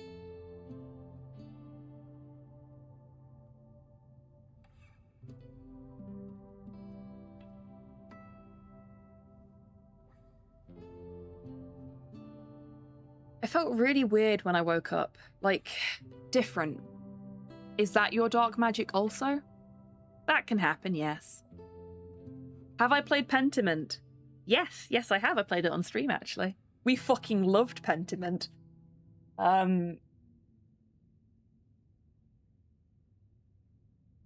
Love a weird medieval guy murder mystery. Pentiment was absolutely fucking fantastic. I do need to go back and like replay it and make some different decisions so that I can see how the story changes depending on certain decisions that you make.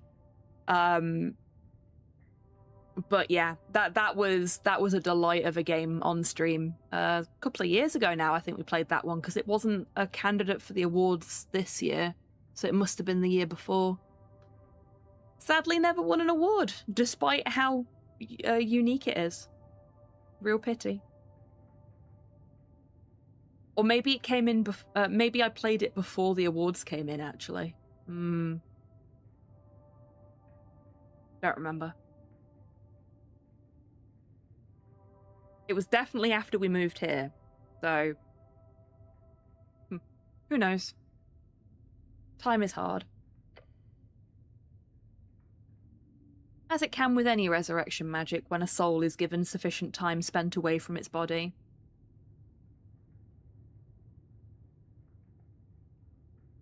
So my soul is ruined? No. His cold voice shows no interest in your personal business. Right, I'll go speak with Lady Sageleaf. Good idea. The Pale Man was simply an instrument. But it is good to understand this game you've been entangled within. Can't tell him I'm suspicious of him and his helpers. What should I do? Spy on them. Alone. In the deep night, lonesome cleric. Why not bring Snell with me? The goblin will not be useful for this. He could be an asset, and besides, Viscon would obviously not be interested in exposing anything interesting with his goblin business partners in the room. Oh, somebody get her a bathrobe, my mum's streaking. Thank you very much, Mum, for the 3-stream streak. Return here at midnight, without your companion. That will reveal it all. Sounds like that could backfire. Perhaps. Tell me, what do you know about the tea shop? What's there to say? I know about as much as your average Norvician. He does a humble shrug. And how much does your average Norvician know? Very little, I'm afraid. His eyes, they do not waver. He's looking at you, waiting for another question, despite you obviously wanting more information. The Pale Man is toying with you. Make him speak. And now you can tell me what you know about it. Of course. I heard the explosion. I went out to investigate, only to find the tea shop caught up in a raging inferno. Polstad militia were already heading into action, so I went back inside, as to not be in the way. And that is that.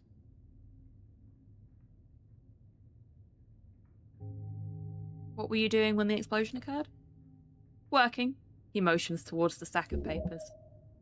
The explosion occurred at noon, but the day it happened was an official city holiday. Why would he be working on Toll's Leaving? Toll's Leaving is a Norvician holiday to honour Earth's brother Toll as he left to explore the wastes, usually celebrated with honey cakes and pearl wine. That sounds nice. You were working on a city holiday? Yes. You see his eyes fixating on you a bit too hard. He's searching for an answer, just for a split second. I was behind. You know how it is. I'm pretty much always behind, I suck. I am never behind. Didn't mean to imply that either. Okay. It's time for us to take a quick break. So now is a great time, everyone, to grab a drink, grab a snack, have a stretch, get some fresh air, all that good stuff. And I will see you in 3 minutes after the break.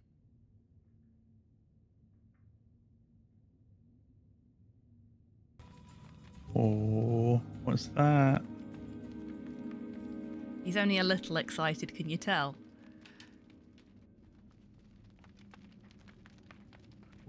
What's that you said, right? You mean the big door? No, Dan. Look at the body. I was going to. Look at it. With you. Perceive it. What body? I don't see a body. Perceive me.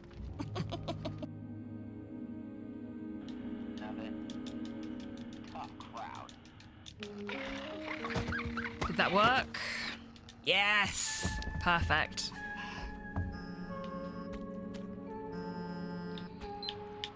Hey. Sorry. What? Well, I don't know. Everything. No need. Listen, I board in another 15. Stay safe. Or leave. We can finish this thing together. I can't. You can't? Or you won't? No, I mean, I physically can't. The house won't let I got all of Doll Skip. I'll be there as soon as I can. He doesn't need you. You've pushed him away. That was a perfect tabless Doll Skip, everybody. I have never done that before. Would you like to explain the RuneScape dance to people that aren't familiar? Yeah, basically if two people were following each other, instead of what happens right now, we're... Oh no, it's working. Yay, it's working! This is the dance. You just have to be moving when it happens. There you go, folks. The RuneScape dance. I'm gonna rub my watering eye whilst I... Oh no! Do not rub your eye during the speedrun. You are. And now nobody can see anything but your butt. Nobody wants to see your butt. They want to see your beautiful little face. Which they still can't see because you're too short. Oh, baby. No, no kisses. Ah, he licked my nose. The tail wags. Yeah, he is very much my dog. Like, he likes Slow, my partner, but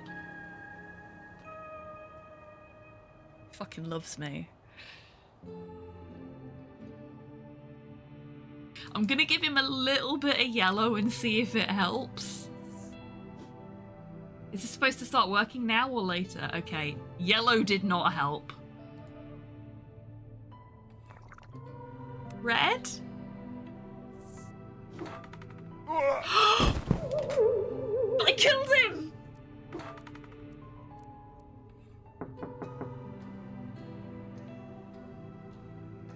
Oh fuck, I need to hide the body! Yeah, that's the front door. You know what? I've had it with you lot. I'm fucking taking this with me. This is my record now. Fuck the lot of you. I'm out of here. I haven't the slightest idea what you're talking about. Now, So scram we haven't before actually... I call the conductor and have you confined to the lunatic car. There's a lunatic car? There's a lunatic car? Forgot he says that.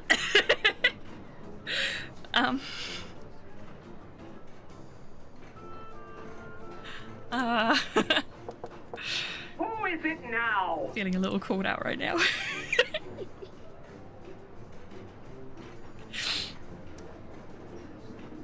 HobbyTan is literally Max confirmed. I mean... I can't really argue with that, can I? What are you doing? You being lewd again, Long? I More am like, trying to more actually like- clean a single bit before I move on to somebody else. I'm cleaning plenty, okay? How many dicks have you drawn in the fucking laundry? Not one dick. How many times have you written "com" on it? Not once. I'm going 3, down. 4, No. 5, 6, 7, Fucking ladder. and How do I 8 get the for the one that we No, cleaned fuck off you. already. You know what? You know what?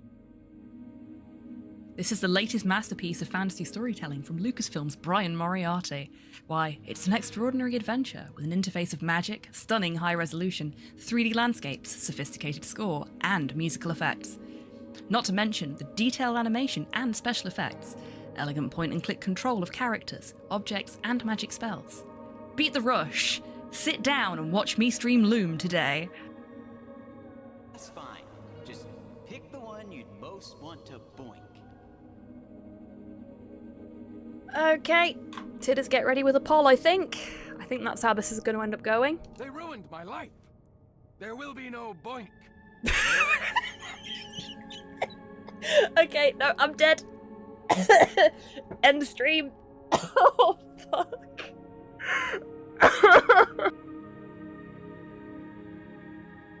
Do your thing. Tims? Tims. The door! I have opened it for you. No, don't clamour at me. Go and get the egg. Tims, egg, seek. Tims, please, work with me here. We'll just have a quick jog over here.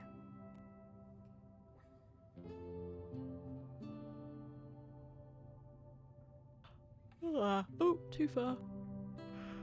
No. Oh, shit! I'm so sorry! Oh, I accidentally punched a gnome to death. I'm gonna give you a proper burial.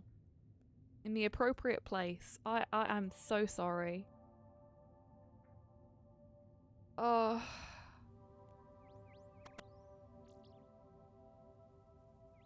Let's find a nice tree to bury the bones under. Welcome back from the break, everybody. I hope you're all feeling refreshed, and thank you for your patience there. She's having a little chat with Slow. Slow is poorly at the minute. He has some sort of really nasty virus. So she's checking in on how he's feeling. But unfortunately, there's a strong possibility that he's not going to be able to go to the concert we've got tickets for later in this month, because he might still be recovering from this virus, which is a real shame.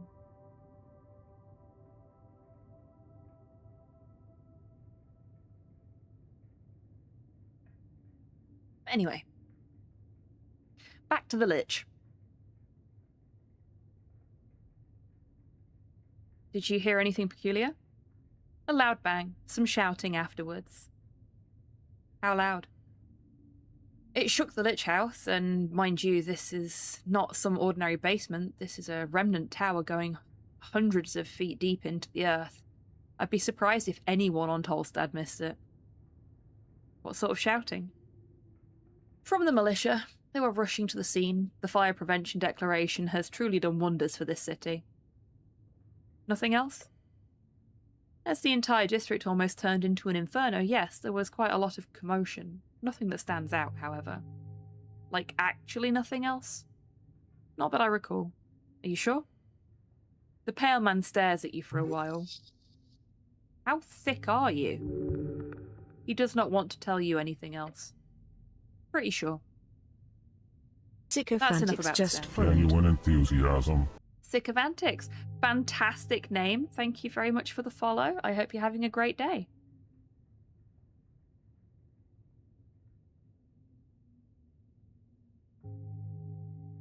I'm done asking questions about the incident. Okay, anything else? Hello, Tabby. Welcome in. Hope you're doing well today.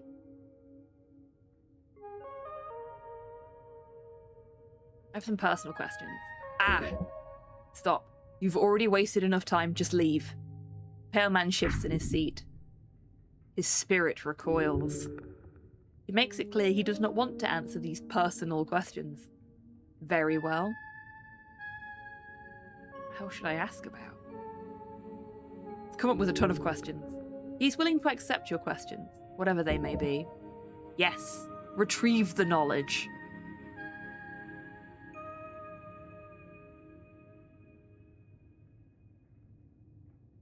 Oh, I love Metropolis. Actually, anime Metropolis or original movie Metropolis, or both.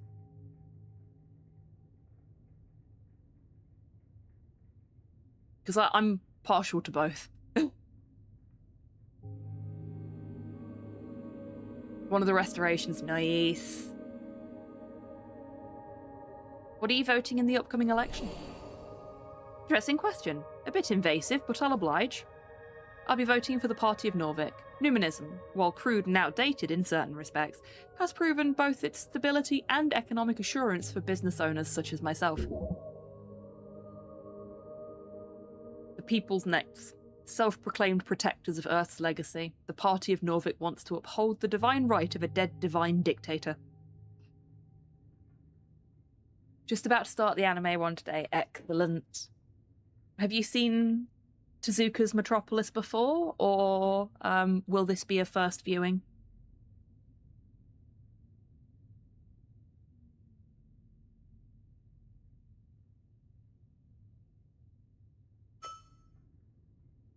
They have my vote. The goblin scoffs. Not unusual for well-off human men to vote for the Earthfolk Party, although this fellow doesn't strike me as the religious kind. A vote is cast for self-interest. It takes a special man to vote for any other reason.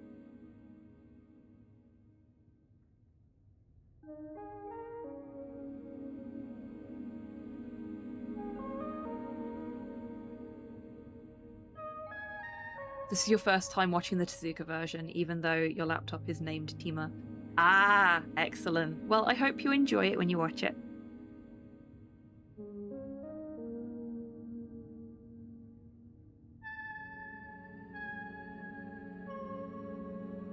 You wanted to wait to see it until you'd seen Fritz Lang's. That's perfectly reasonable, yeah.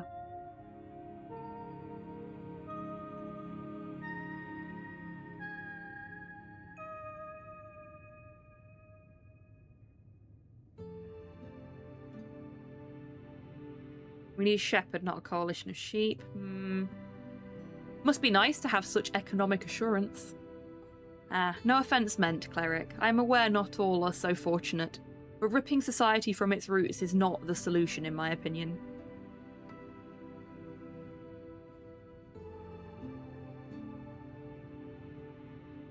Can't we change things a little bit as a treat?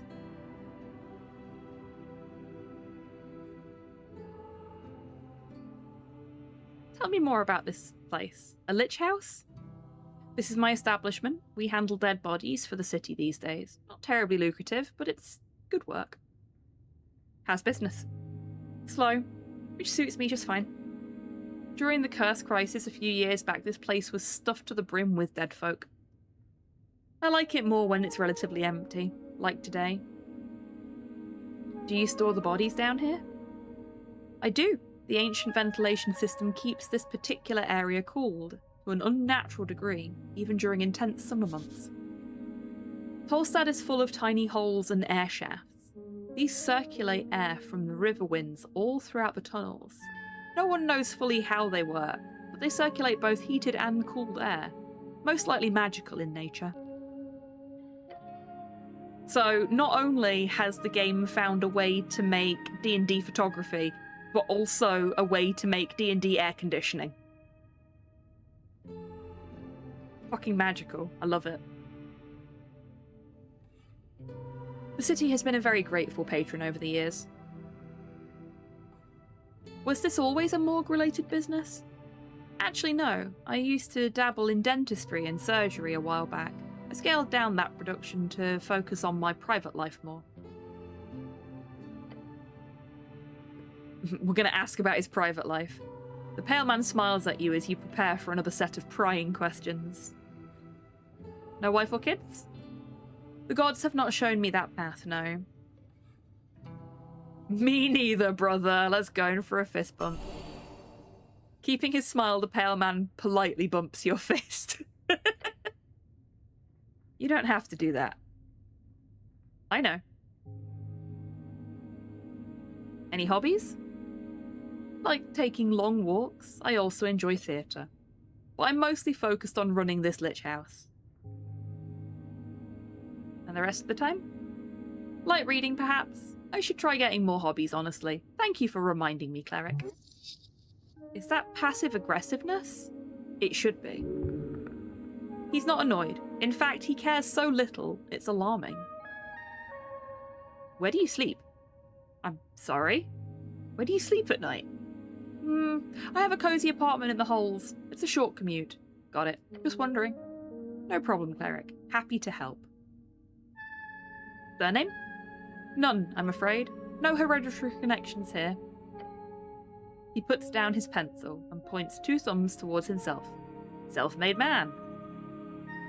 No family at all? None, I'm afraid. I'm a war orphan. Of the Coast War? Wait, how old is this guy?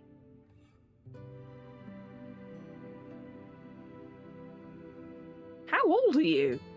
I'll be 38 this year. He does speak like an old soul, but his smile is youthful. I have some other less invasive questions as well. Go ahead. Tell me about the dead elf. Finally we get to the plot. Yes, Cleric, there are a few points to go over. 6 points of interest, to be precise. He hands you a piece of paper with the points on them. Tell me which points you wish to go over. Oh boy, you have control. You like this. The goblin groans. Don't give him choices, we'll be here forever. I have been attacked by a video game.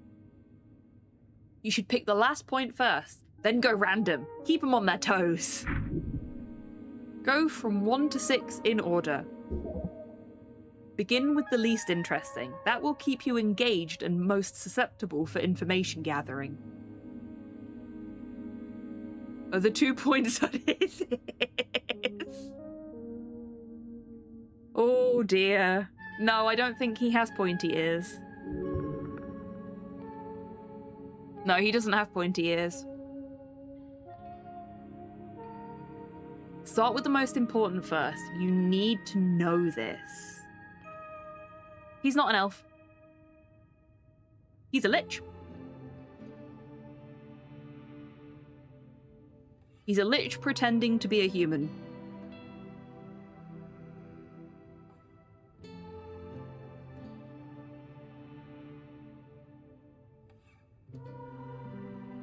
Okay. Transfer. Folk identifier. It's an elf, right? Point 3 just says sex. Great. Point 4. Mouth in... What? Why is point 4 mouth intact? Point 5. Ilum identity. Point 6. Hands. I want to know about the hands because there was something in one of them. Point 7, the cause of death. Point 8, it says clerical compensation. Oh, for goodness sake. Okay. Hands.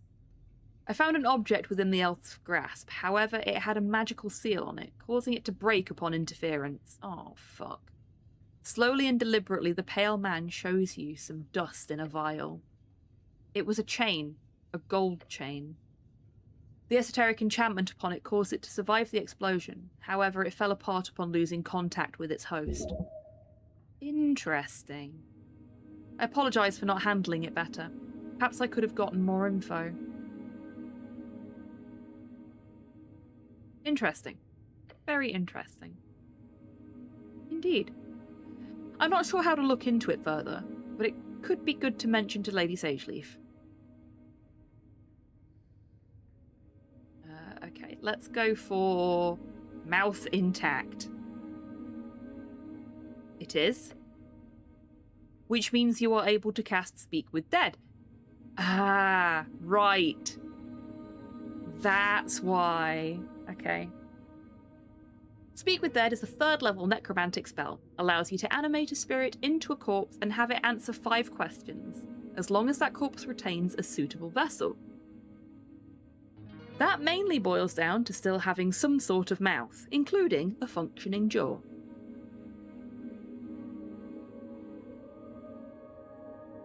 I need some help with that. He nods. I'll see what I can do. Next point. Folk identifier. It's an elf, right? Yes, your preliminary assumptions were very much correct. While even the teeth had been ruined, the fangs presented as clear evidence. This is an Ilum elf. One without horns or other bestial alteration. Okay, Ilum identity. This elf is clearly of Ilum nature. Getting in contact with the embassy would be smart. Or foolish. I'd suggest speaking with Nicholas Darrow, or his Valkyrie. Yeah, that sounds like trouble. That embassy is on the other side of town. Plus, they're not exactly known to be too welcoming to inquiries.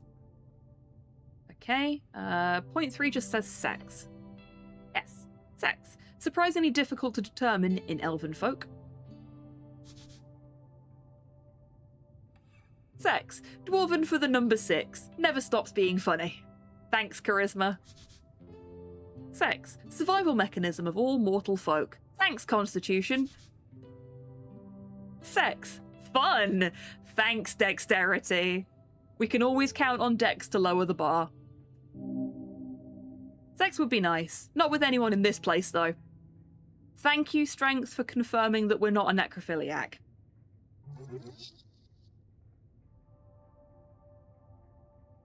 Ha! What an opportunity. You should make light of this. Oh, you're not asking. You're not asking me?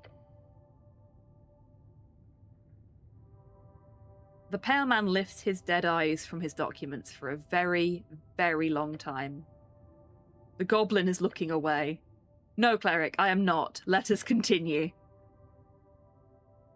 After much consideration, I've established that this was, at the time of death, a female elf.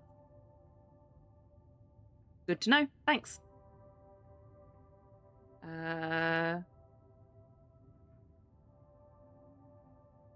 Point 7. The cause of death. Fire. The easy answer is usually the correct one. She was incinerated instantaneously. The final shape of the body informs this judgment. I cannot determine if she sustained any minor damage before, but the way she ended up makes it clear. She was moving until the fire erupted.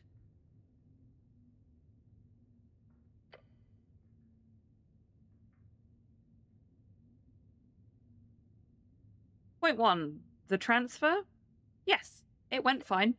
The body was ruined, of course, but still intact enough thanks to the charring that gentle repose did what it should. I then had a subordinate carry the corpse wrapped in a yin silk, a special fibre material. With minor damage, the transfer was complete. Point 8. It says clerical compensation? No such point, Cleric. What else? Motherfucker. He's quick. The pale man is learning how to handle you. I have what I need. Right, good. Now, listen. Speak with Dead is a powerful spell. Where can I find it? Straight to the point. Necromancers are rare in this city. Some specialized clerics are taught it, but few are powerful enough to know it innately at 3rd level. However, for lack of a better way to put this, I know a guy.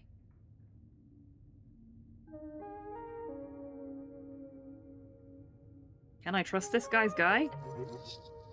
Just look at him. Doesn't that face just scream trustworthy? No. Can't I get a spell scroll from the towers? As a low-ranking cleric, you can't get access to anything higher than 1st level. It truly and utterly sucks. Tell me about this guy of yours. His name is Bondival. He is, or was, an arcanist, a pupil of the Fortress of Verdun. If you believe the rumours. A cursed and evil place. You've heard about it in stories since you were a child. Surely this is a necromancer. A necromancer? Bondival is an eccentric fellow. You may find him down in the crypts. Alright, I'll go look for him. If you treat him well, he will surely share his knowledge with you. Once you are in the crypt, one of the western coffins has a handle that may be rotated. Do so, then pull. His private area will be revealed. Sounds cryptic.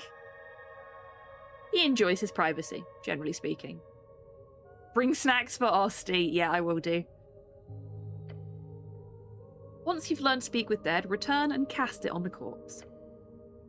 He leans back and nods. That's all. Anything else you need, Cleric? Thank you. Bye. Oh, I'm not quite 3rd level yet, though. Let's see what I can get out of my questing tree now, though. We've got Young and Dumb. Let's let that take root and see if that gives us another XP boost. Trouble brewing. Young women running around the streets, slinging Asgarlist propaganda to unsuspecting citizens. Boys causing chaos in the name of some hapless magazine-inspired rebellion. This cannot be tolerated. It really can be. What? The youth are attempting to get political. They're learning as they go. That kind of looseness will bring order to its knees. It's all... The Asgard youth did nothing to warrant such pushback. This era is one of communication. Ideas interchange freely between a populace of free-minded thinkers. Folk dreaming of an egalitarian potential. However, the problem lies with the unfortunates who break and sear Volkarian thought with reckless unkindness. Volkarian is concerned with or seeking to promote the welfare of all folk around the coast. You must pray for them. Beg of them. To please, please stop being so mean.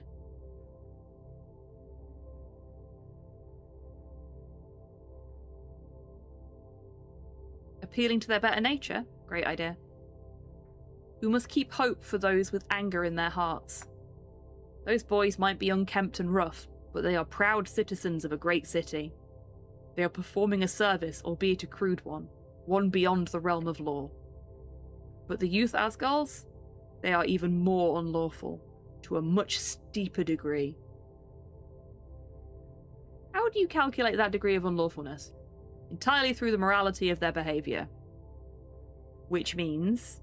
feelings. Feelings. Yes. You are feeling like the boys are in the right. No, I'm not.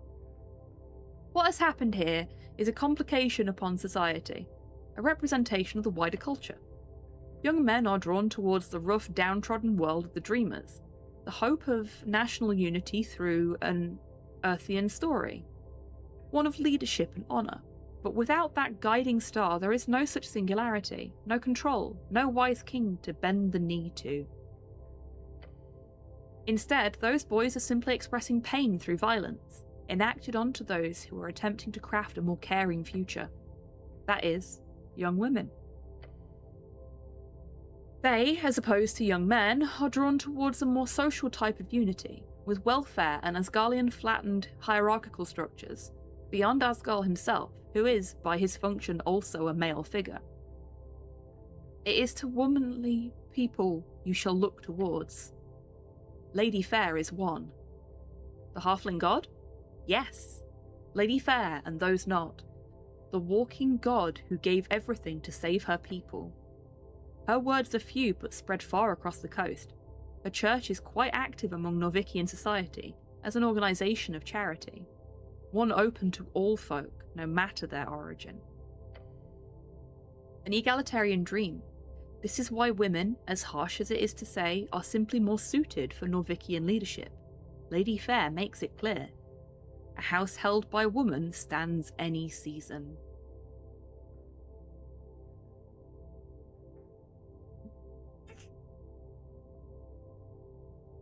I agree. Women clearly build a more thoughtful and caring world for us all, and I am feeling like a good man for thinking such egalitarian things.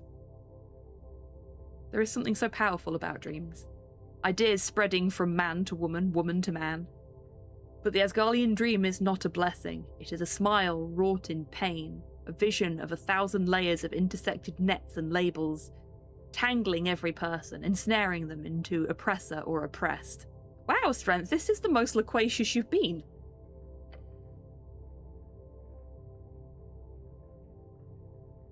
And there is oppression. There are unfair hierarchies. The world is corrupt. But not fundamentally. If these boys are pushing back against Asgarlism, that is only natural. It is an ideology which pushes a foundational belief that they are, naturally, oppressively superior. If a young man grows up in squalor, finding zero advantages from him being a man among patriarchs, nor any power from being a human, especially if he grows up within non-human clusters, something many of the poorest humans do, when he is unable to find a job at age 19 and has almost no political, societal, or economic power in his life, which dream do you think he would believe in?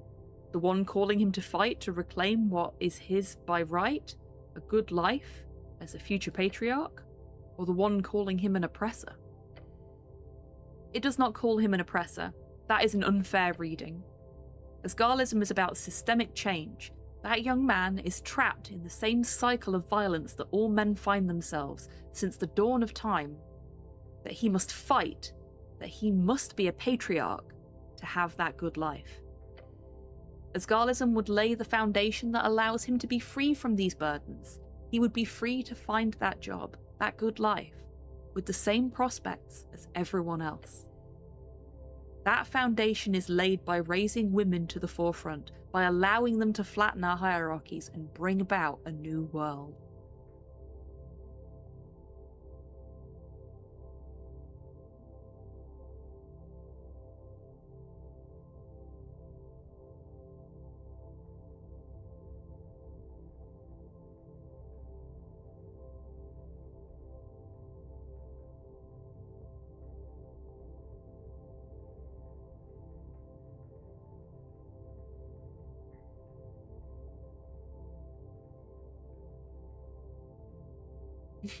I don't care about men or women. I'm an equal hater. We all suck. I mean, that is true. We all suck. I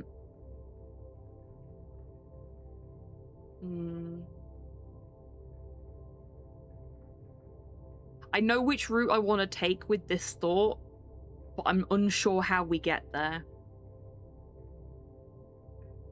I think I'm going to go with this option here. I'm sure there's a female perspective here somewhere as well, but I've only really read about that in Mum's books. You need to come to that realization. The one every boy reaches towards the late stages of their capitalistic, pubertistic, and socialistic awakenings. That. No, not at all. It is only your placement you must understand. Figure out where you've planted these 2 feet of yours and accept where your bones will begin their incessantly slowish grind into the pavement. Learn more. Steel yourself. Seek love. Be more. I am going to suddenly understand gender. I am going to fail to suddenly understand gender. No. This is far more complicated than you ever could have imagined. So many relations, so many intersectional divergences. How a man who feels feminine connects in the hierarchy with a woman who feels womanly but acts manly in order to fit among patriarchal standards, only to be controlled by a manly woman who seeks feminine ideals in order to break those same standards. It is simply too much for you to make sense of, to break down, to sample even an inch of truth from the whole. No one said this whole egalitarian dream thing was going to be easy. That is true. But this is far too much for you. Right now, at least. Maybe it is only your side of the aisle which you have any hope of understanding this day. To know man in order to know woman. Then, yes, everyone lay upon your spectrum, each judged for their perceived and internalized values. You are approximately 0.52 decimals across the line into masculinity. That is, in a less abstract definition, a little over halfway to being a full man. I'm sorry, what? Slightly over halfway, yes. Can I disagree with this, or Opinions are fleeting. Facts are firm. It is not ideal. Is this the point when we find out our character's trans? Does that mean I'm a woman? Of course not. And do not react like some sensitive wimp. The feminine is a beautiful ideal by itself. Fearing it, fearing your position on the spectrum, is weakness by itself. Holy shit, strength is talking sense for once. The average man is, if you think back to your ability to sniff out manhood, usually placed around 0.50 decimals of masculinity. That makes you 0.2 more than the average man.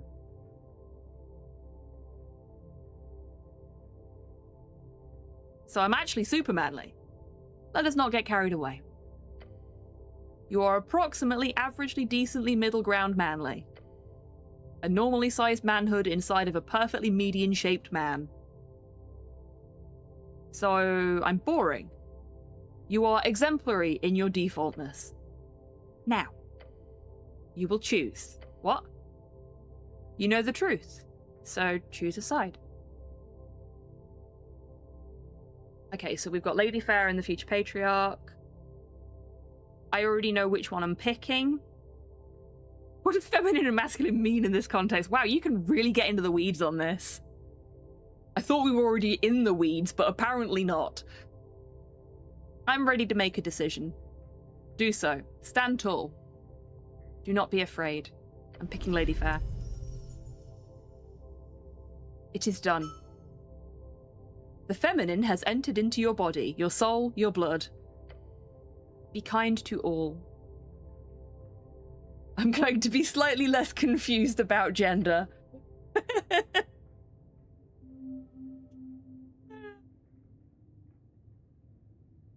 There is something so perfect about having an internal conflict about gender, coming out of the internal conflict with your arms crossed, looking around sheepishly. I'm slightly less confused, but that doesn't mean I'm not confused at all. Missing Paladins completed.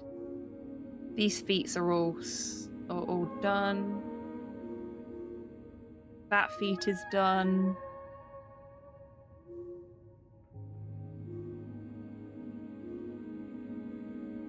We've still got quite a fair bit in terms of like quests and feats to unlock.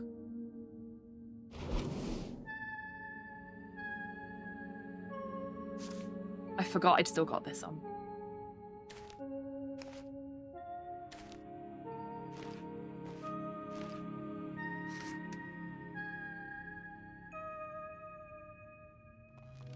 Let's do our level advancement. Okay. Where have we been seeing the most failures? I think strength has been our weak point, no pun intended. So we'll go for... Do we just have the 1 point? We just have the 1 point. Yeah, we'll go for strength.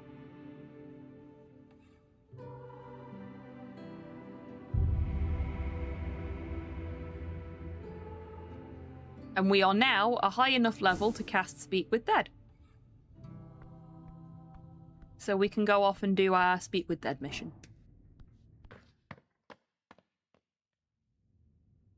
So he's in the crypts.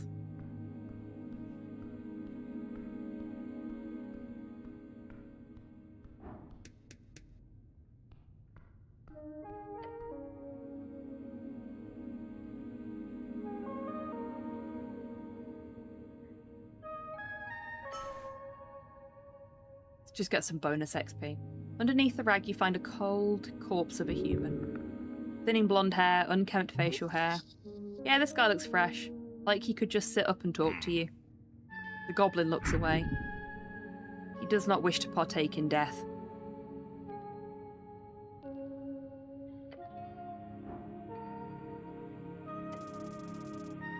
Oh!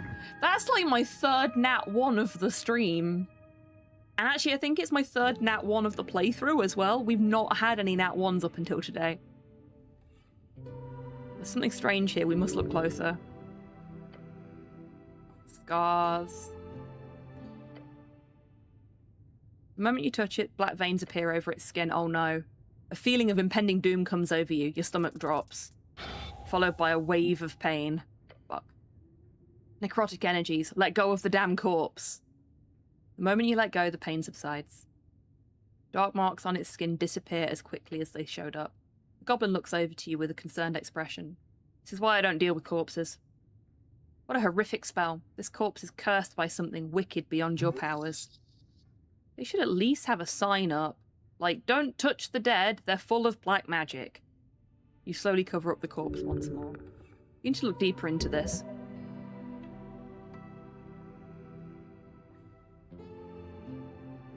The hell kind of magic is cast on this thing?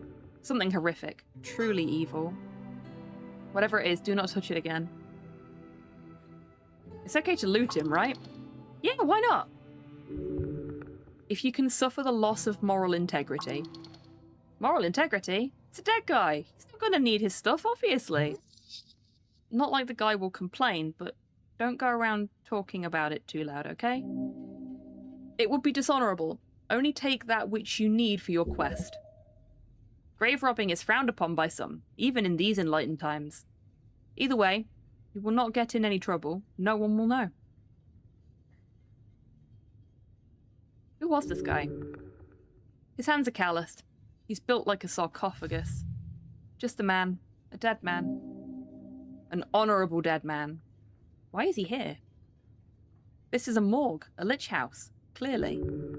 Corpses are kept on cooling in places like this before cremation or burials. The apples make it hard to believe, but yeah. Must have been one hell of a deal to put those two together. I should stop bothering the corpse now. We will come back and bother the corpse later. Once I've got my Speak with Dead spell. But for now... Actually, I'm just gonna use Cure Wounds instead of eating food out of my inventory. You never know when you're gonna need the food.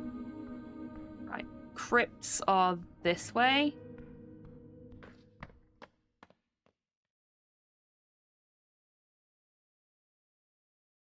Now I think... I think Viscan meant the bit of the crypts where we found the big skeleton that killed us on part 1.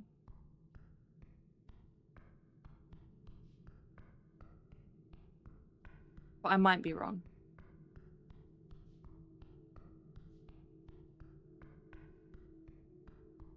This is not the right way.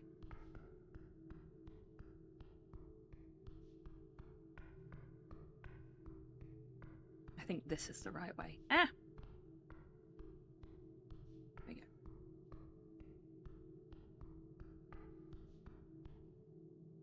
A bloody slime. Maybe it wasn't this way.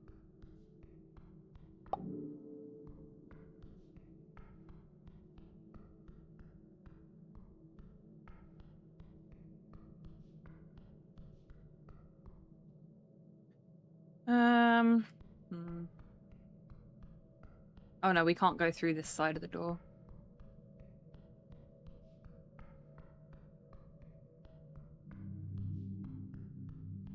It gets so turned around down here. This is not where I needed to be either.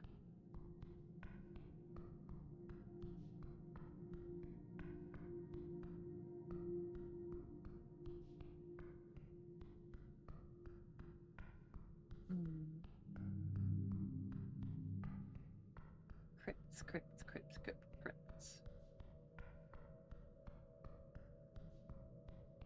This way? Oh, this is what I was thinking of, yeah.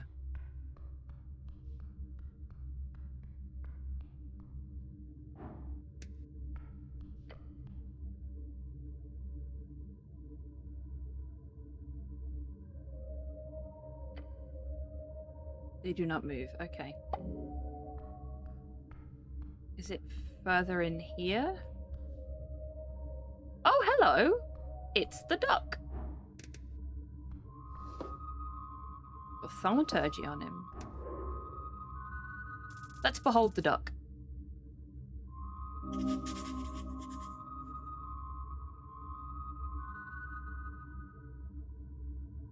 This dark knight can break you like a twig, yet he will not. He is bound by an order. Why does it not affect you?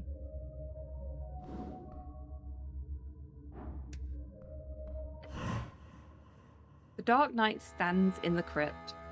He does not face you. You are no threat to him. He is very, very still. Unmoving. Unbreathing. Good night, I must. His armor creaks. His body moves. A voice. Soldier, well fought. Oh, against the skeleton? He holds out a gauntlet towards the open tomb. Divinity hold ground. Feel it. This guy scares the shit out of me, Snell whispers to you. Such an edgelord.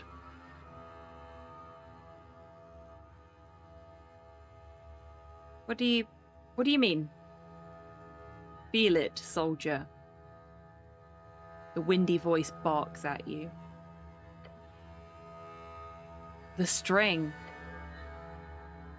One of utmost importance. It cradles here, within this one point. The first tomb of your god. Oh, nat 20! Nat 20! You do so with decisiveness. There is no question of the sanctity of this place. But you have never understood it so well. Something has changed within you. It reminds you of that cantrip you used to cast all the time. Thaumaturgy. Hey! Now we've got one too and we didn't have to steal it. A power swells within you. Use thaumaturgy to unveil sacred locations around the city.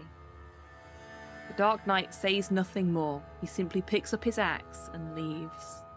You hear him take the stairs up to the Temple of Earth, leaving you alone in the crypts. All right.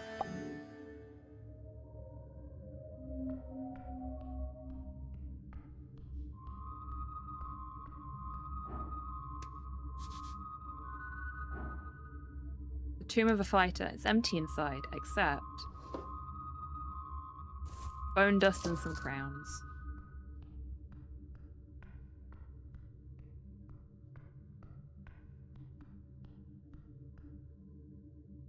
I guess this isn't where we need to be then.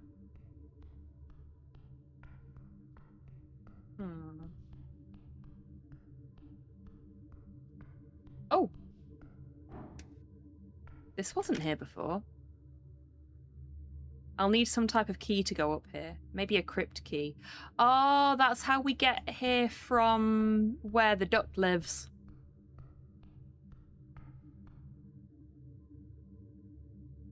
He did say it was the crypt, right?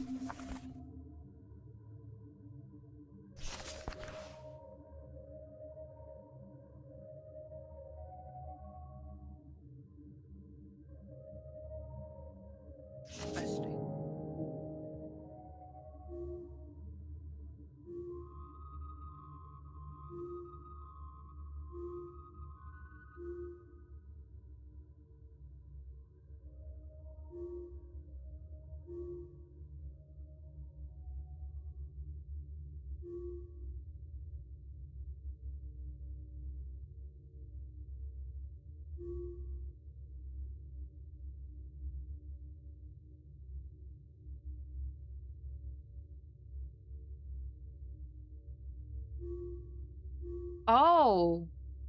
Oh yeah, I forgot about that. Kraid had an encounter with a human in yellow who was looking for a secret door to further below. And now Viscon's told us about a secret door.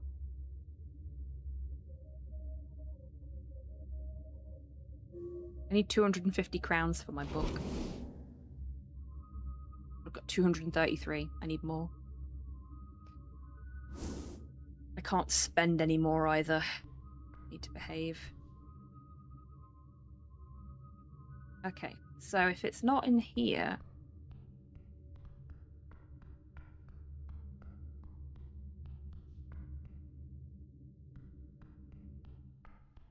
Or do I need to equip my new spell and then cast it in there? Is that what needs to happen?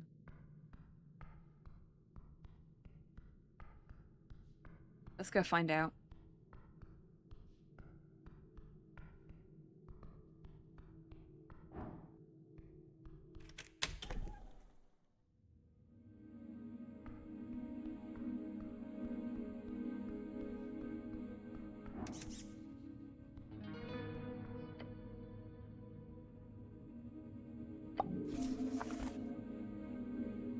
Oh, it's a cantrip. I don't need to.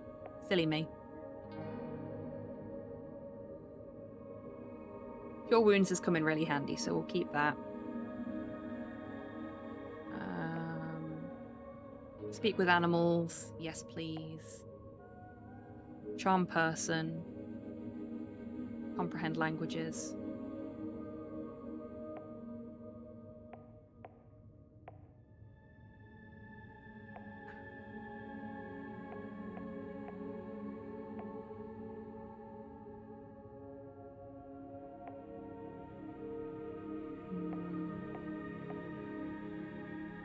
Let's have bark skin and I've got enough for one more, which will be I'm gonna have to redo this when I get Speak with Dead anyway, unless that's a cantrip, but I think it's a 3rd level spell, isn't it? Yeah, it's a 3rd level spell, they said so let's have Prayer of Healing. And then we'll swap one of the healing spells out for Speak with Dead. Hello. Hello, Valcion. Welcome in. I hope you're doing well today. Okay. Trying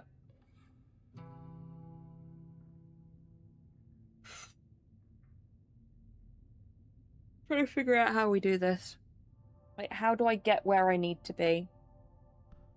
I might go... Yeah, I'm gonna go talk to Viscan and, like, confirm that I've understood his directions to where we need to be.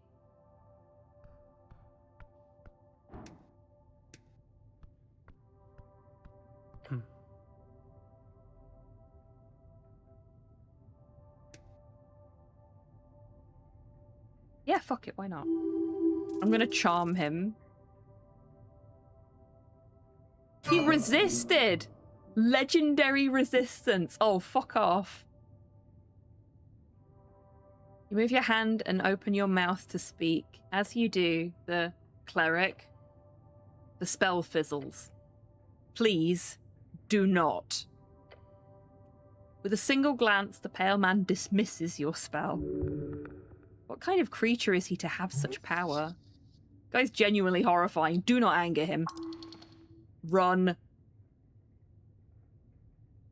Sorry, had to try. He lowers his head and gets back to work. Refrain from this in future, cleric.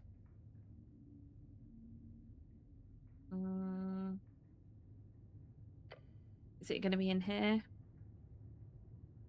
No, it's in here. Huh?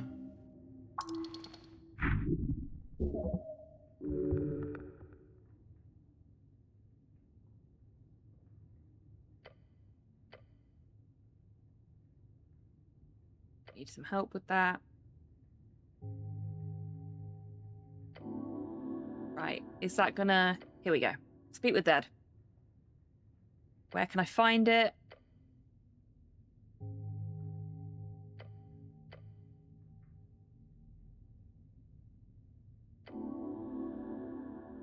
Bondaval.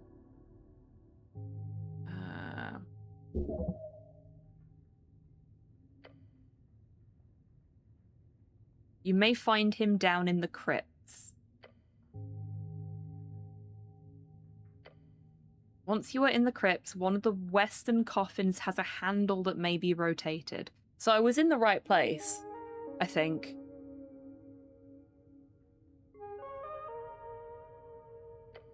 Western coffin.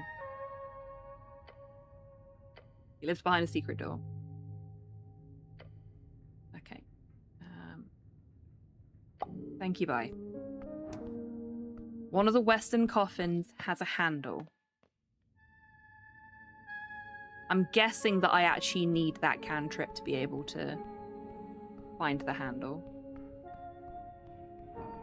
Because there's no other reason why the duck would just give it to us.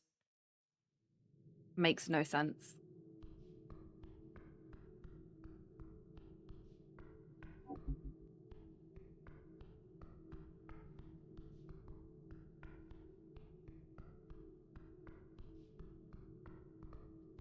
It's this way, wasn't it?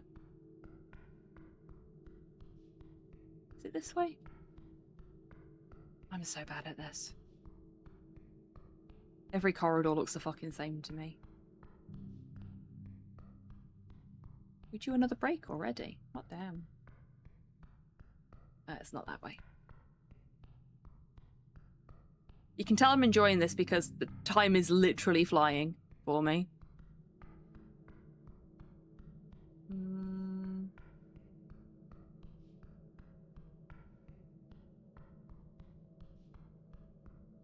Okay, no, that just brought me back out here. It's down here, isn't it? Yeah, silly me. Silly me. Right, Western coffin.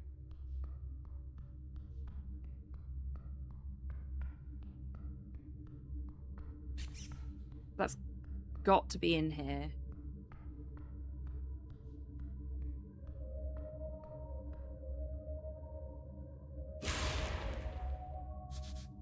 You feel his presence. Arcane Rejuvenation. Regain 2 first-level spell slots. Nice!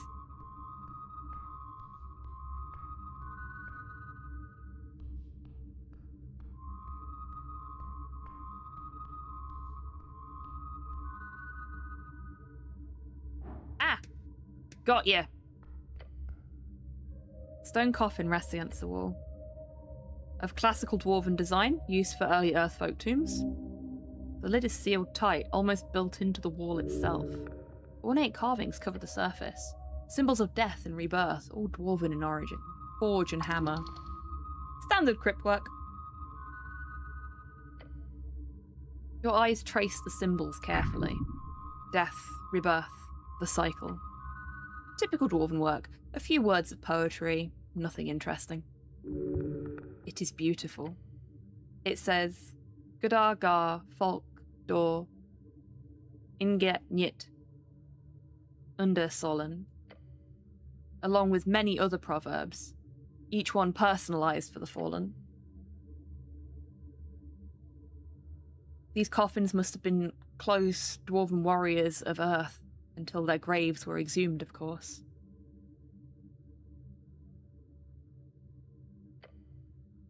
You run your hand along the stone. Cold, smooth.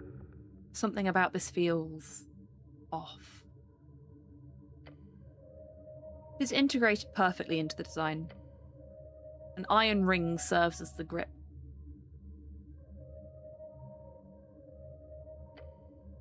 You grip the carved skull and twist. A soft click echoes from within the wall. Something has unlocked. Let's pull the handle. The handle resists for a moment, then gives way. Very cool.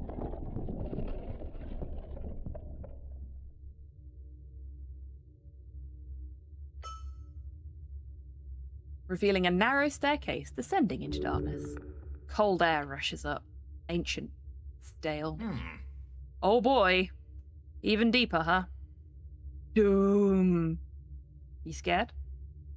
I'm not feeble-minded, if that's what you're asking. So yeah, I'm scared. He steels himself and grips his sling. Let's go. Into the dark.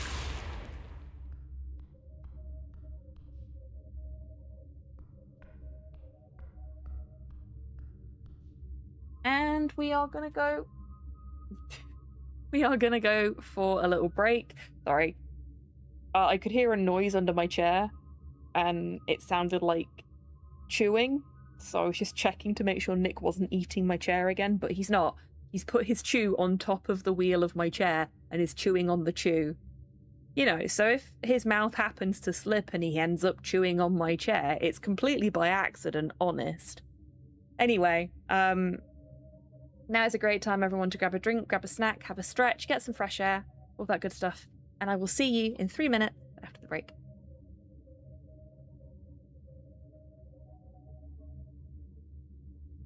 I'm out of ammo. Okay. Time to kill God with an SMG.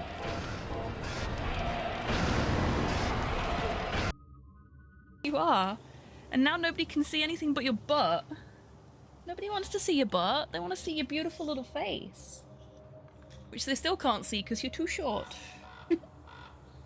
Oh, baby. No, no kisses. Ah, he licked my nose. The tail wags. Yeah, he is very much my dog.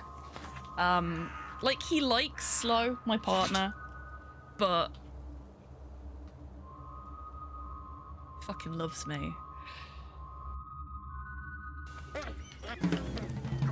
I'm gonna rub my watering eye whilst I... Oh no! Do not rub your eye during the speedrun.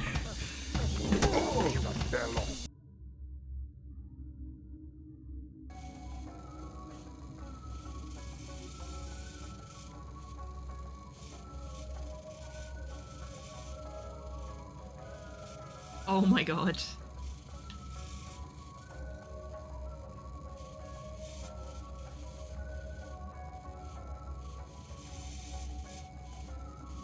I'm doing this.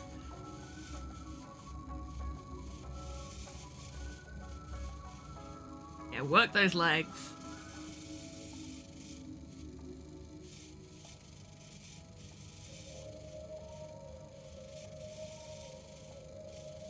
You can definitely pelvic thrust, Jerry can.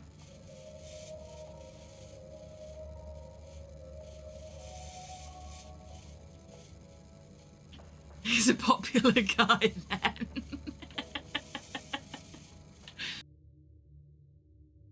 We can get some water.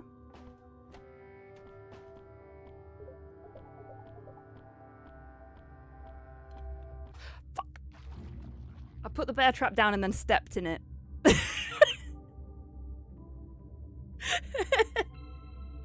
I am a failure. Oh, that was embarrassing.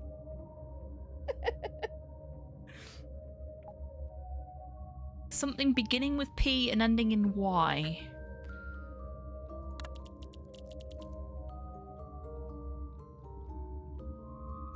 Clearly Jimmy Carter. Yeah, it must be Jimmy Carter.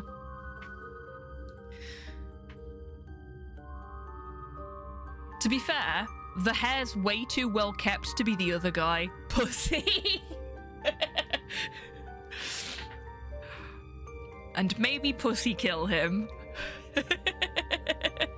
And enlighten me now. How exactly does someone pussy kill a person? I will be reading This Be the Verse by Philip Larkin. Welcome back from the break, everybody. I hope you're all feeling refreshed. Okay. Let's see what we've got here.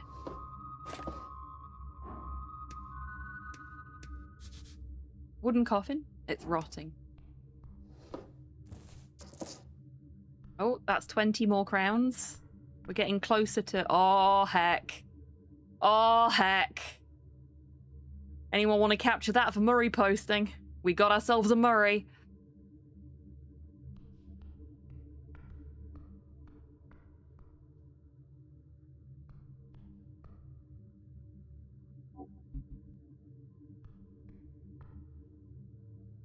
Sepulchrum meum stark et... I can't read that because it's under the pots. 5 crowns says that it bites. A highly decorated skull.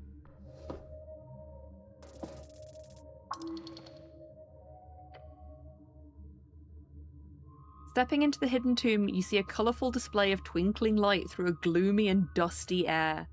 An eerie altar placed on top. A skull and several colourful gems. Valuable too. Like, extremely valuable, but probably horrendously cursed, sadly. The skull is a sign of death. Don't touch anything. Whatever esoteric effect is in place here, do not disturb it. Grab the gemstone, grab the skull, just look around. Let's just look around. The shrine is quiet. The colourful gems cover its altar, as well as the eye sockets of the central skull. To think this sacrilegious and quite frankly ominous corner would be stashed away in such a holy place. This is Earth's original crypt, for God's sake. Is there no depth of depravity these cultists and undeath enthusiasts can stoop to?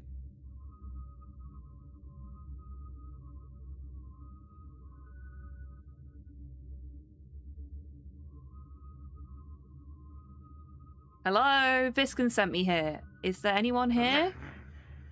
The fuck are you shouting for? Yeah, fucking called it.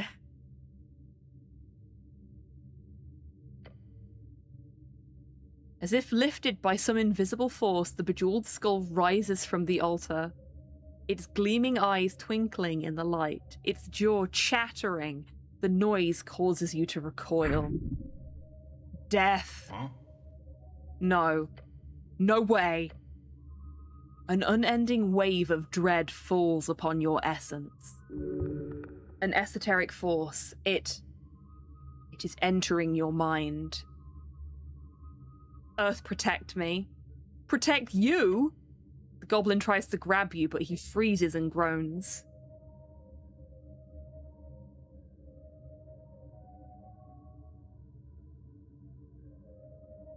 Hang on a second. Let me see if I can get this on camera. Nikki is trying to get Miley to play with him. Hi, buddy. I don't think she wants to play right now, sweetheart. I don't think she wants to. You look, you scared her away. Off she goes. You've got so much mud on your belly. Hi, Miley.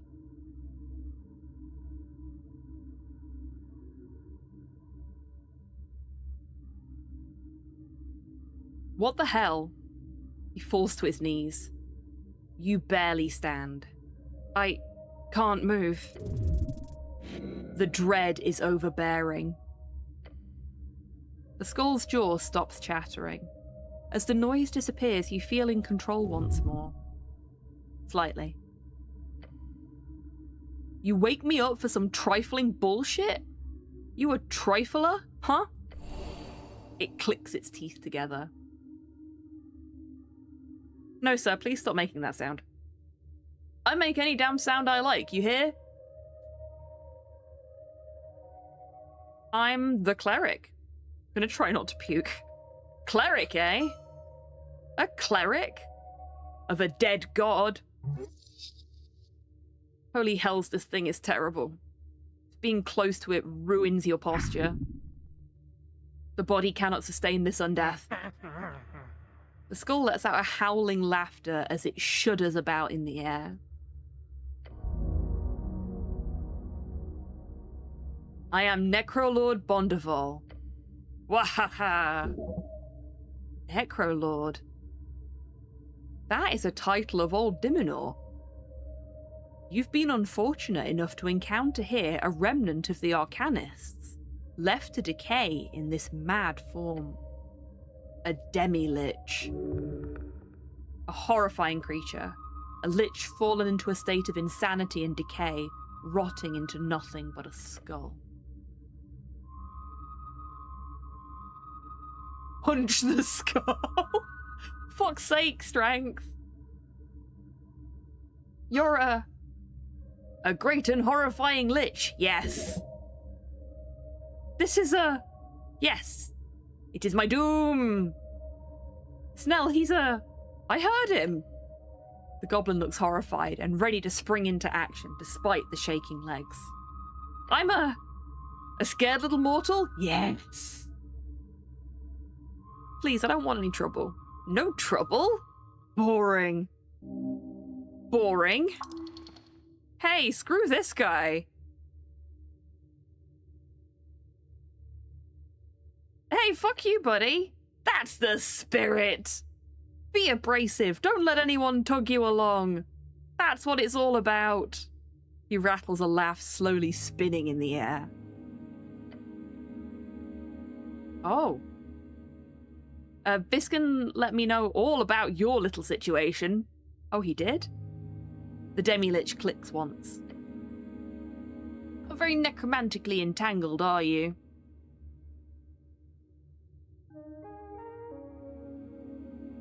Not really, no. I can see that. You see, I'm not just some horny wizard. The skull drops down and flips around on the table. I'm a goddamn mage! Wow, this guy really is in demi-lich territory, isn't he? You hear the goblin groaning. This lich is surprisingly not a threat.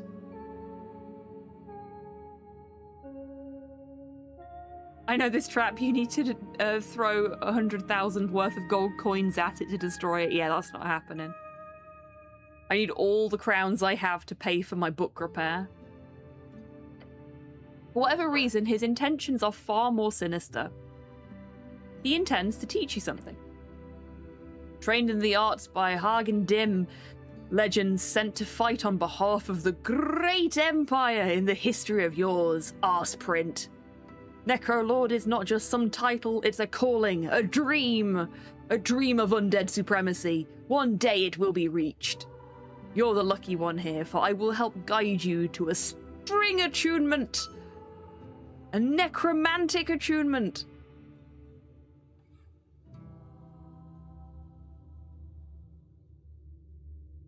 You'll do that for me? Of course, I owe it to Viscan for once. And for second, I just love spreading the joy of death magic. I love him. As any sane man would. Yep, sure thing. Sure thing, Bondavolt, you're definitely sane. This demi-lich is such goals. He's making that insanity work for him. This skull is not sane, nor a man. Agreed. The skull is not going to kill you. But you do not have the strength to vanquish a demi-lich like this, so... later. Do it later.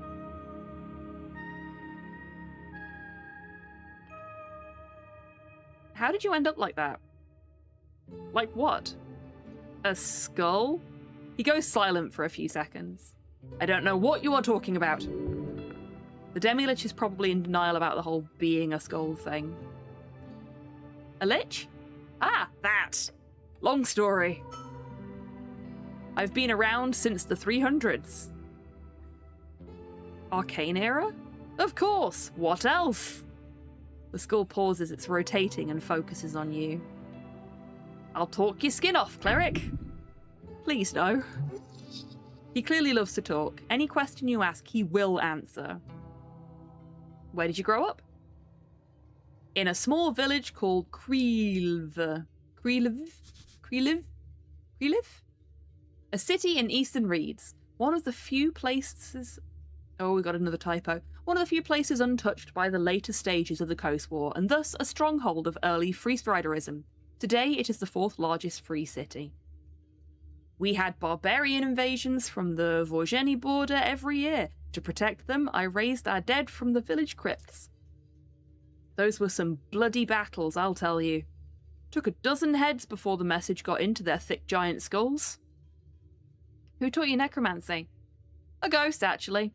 Haunted a ruin outside of my father's farmstead. If you're nothing but a floating skull, you might as well have fun with it and ham it up, absolutely. Led me to my first spellbook, told me how to pull strings, and fast-tracked my spell slot accumulation. Her name was Williana Prax, wonderful, crazy harlot. Where is she now? The skull does a spin. She was captured by a high-ranking exorcist after I built my first squadron. Last I heard, she was part of some freestrider trade prince's personal collection. Kept her in a bottle. like she's a genie or something. I would have gone with a fancy box myself, or an urn. What is your greatest accomplishment? Oh, it's a bit embarrassing, but it has nothing to do with necromancy. Back in the war, I was to receive a commendation in Thazen. Big event, big deal. Well, that evening during the reception, I managed to seduce and charm a beautiful young lady. Turns out that she was the daughter of Hagen Dim, Arcanist. Can you imagine? So obviously I married her straight away. My father-in-law made sure I got promoted to hell and back over the next decade. Got me deep into the Arcanist circle, until the accident, of course.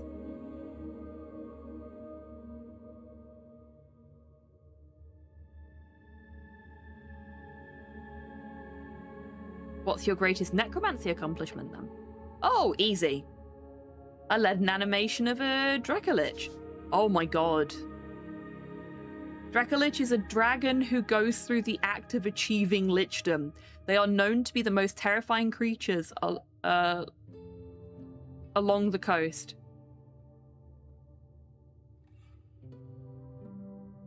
Can you folks hear Nick in the background? You definitely heard that.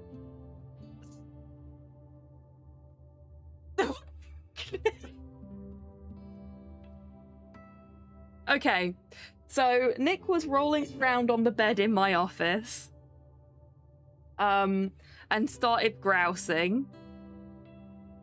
And when I looked at him, he was grousing at the fan. The fan is not switched on right now. And now he has run out into the hallway to bark at it from a safe distance. Bugger. Hi, Miley. Get down. Get down, sweetheart. Down. There we go. Good girl.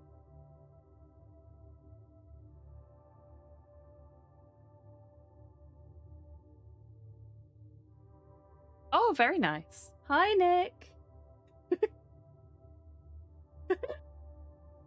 Like, he's standing in my doorway, looking at me like he wants to come back in, and then he looks over at the fan and awkwardly backs up.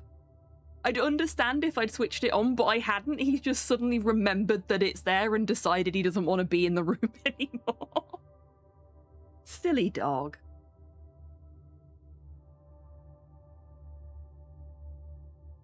A Dracolich? A Dracolich, yes.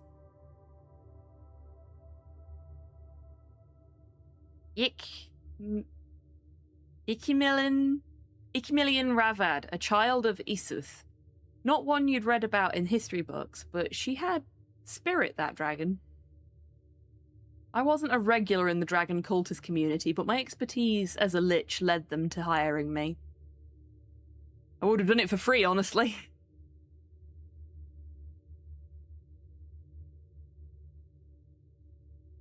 As I know how liches are made, I say don't trust it. I agree. He lets out a sinister chuckle. In the end, we succeeded. That was my greatest accomplishment, Cleric. Creating one of the most fearsome creatures to ever walk the coast. What happened to the dragon?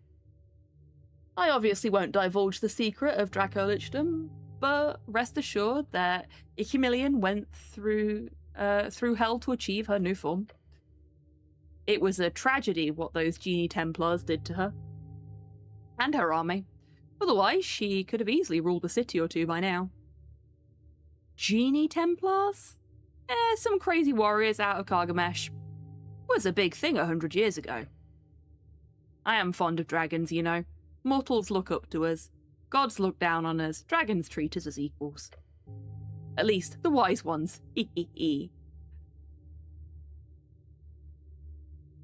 So, what did you do to earn that commendation? Murder mostly. Once I'd mastered 9th level spell slots, I managed to create my own custom Raise Dead spell. It allowed me to direct 100 zombies at once, and most importantly, they all had basic motor functions left. They could use tools, rifles, wands, basic magic items. Took a toll, but I alone held the line on Gormasol for 3 days straight. Corpses as far as the eyes could see. Those were the days. He sounds wistful. He's obviously evil or insane. So you married up and that's your greatest accomplishment? Arcanist politics is won in the bedroom, not in the battlefield. Don't worry, there was true love between Akalia and I. She was a great scribe of the era, that glorious woman. We didn't divorce until after a century of lichdom. Do you understand how rare that is? That was love, it was. How morbidly romantic. That is, strangely impressive, yes. Last I heard, she was heading a mercantile faction in Feltire. He clicks his non-existent tongue. Gods be damned I miss that lady. Her body, yes, but her mind. Tell me about that accident of yours. This lich is talking all night long, it seems. It's really not worth talking too much about. After myself and my dear wife had both achieved lichdom, I made some misplays in the politicking. Stepped on the wrong foot, so to speak, got my entire splinter house exiled from the Hagen-Dim coalition. One thing led to another, yada yada. I ended up in Ascani. Lord of the Fortress invited me to stay for a while, did some freelancing, you know, newly divorced dad shit. Once Earth arrived, I ended up working with some of his paladins. Never met the fellow, but I liked the cut of his jib. Lord of the Fortress? The Fortress of Verdun. You know, the esoterical shadowy miles-wide castle. That sounds like a crazy dungeon. Sure is. The Lord reached out, was looking for necromancers to add some new tricks. Who is this Lord? No clue, but he paid well and let me research the crazy stuff going on there.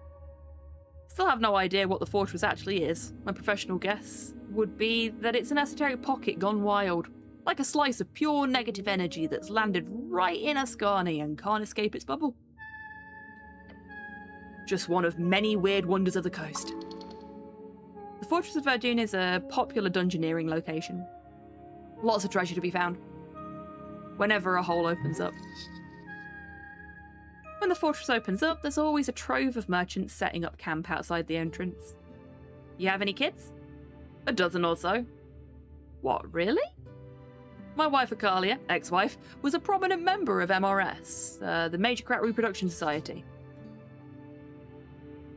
The Majorcrat Reproduction Society is a hag-centered organisation in Old Diminor focused on creating artificial population booms among the Arcanists. While successful, it led to many feminist insurgencies during their reign. They were at the forefront of women-first magics. You know, the kind of stuff that makes the whole childbirthing and/or rearing business into a cakewalk. Never got along with those hags, but they did let me have 2 sons, so that's something.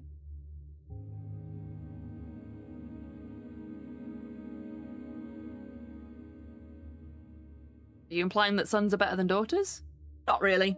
There's an argument to be made that they are much less of a hassle. But the MRS hags definitely had an agenda. You know, more girls, more members. I'm not crazy. That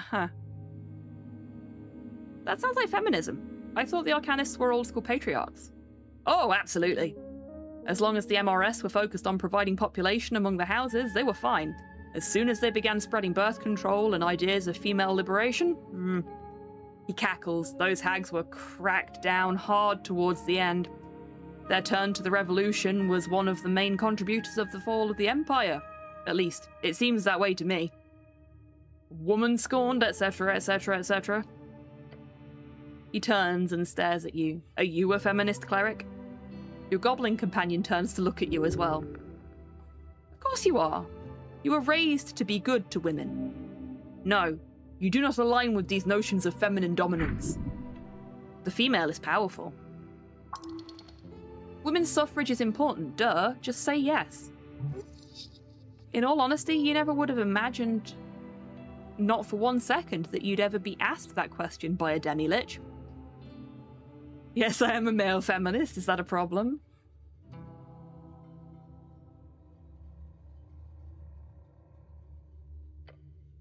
Ah, you're also one? Good, Cleric. You see, I am, too, a feminist myself. I've always viewed women as a class of people perfectly capable of magicratic logic and reason. And I know it's controversial to say, but it should be illegal to keep them in chains. Never liked that, honestly. Good? Quite so. What happened to your kids? I think some of them survived the fall.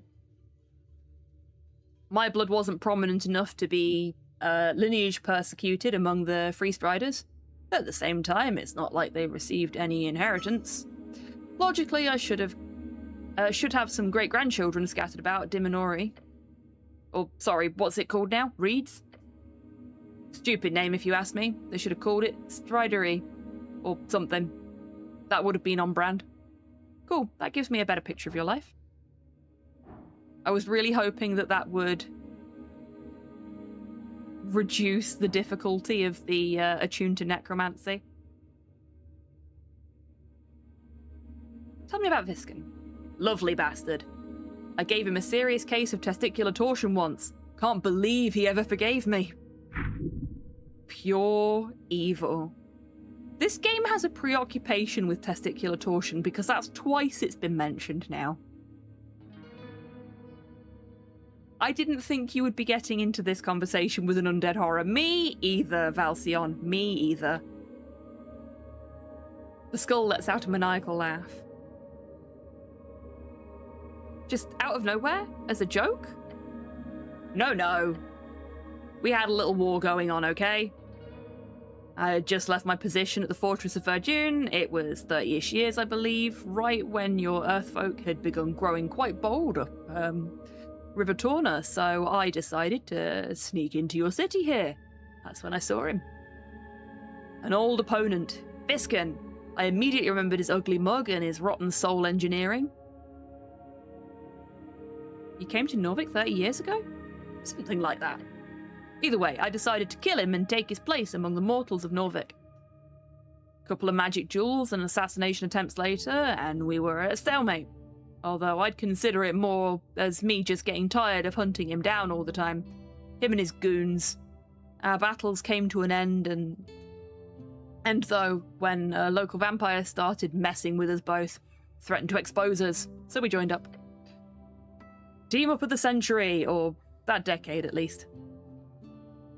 You two fought a vampire together? Was an epic duel for the shadowy fates. The skull bounces around. Together, however, the vampire was easily eliminated. In the aftermath, we decided to work together. Visken even helped me get this sweet alcove for myself. We share research from time to time, and work together to figure out the mystery of... He stops. I'm getting ahead of myself. Let's talk about something else.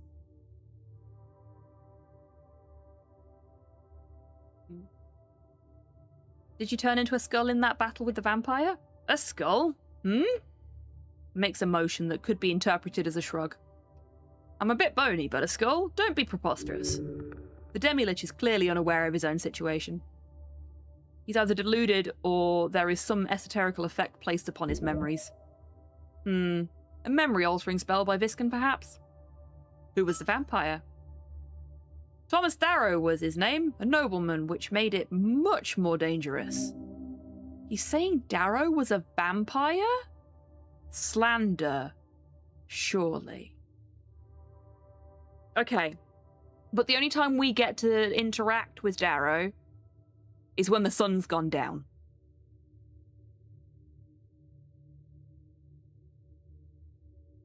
He sleeps during the day.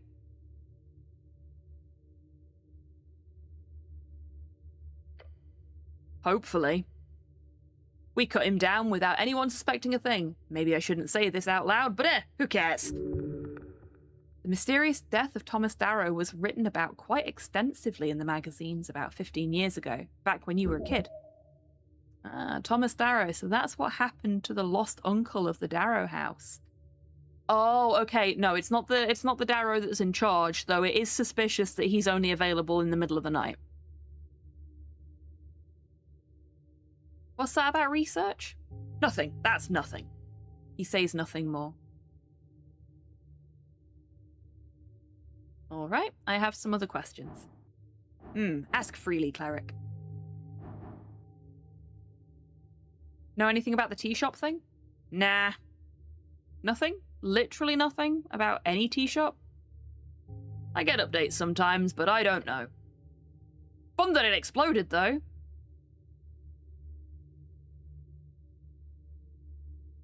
I don't have an opinion on the explosion itself. I'm more looking into why the explosion happened. And so on.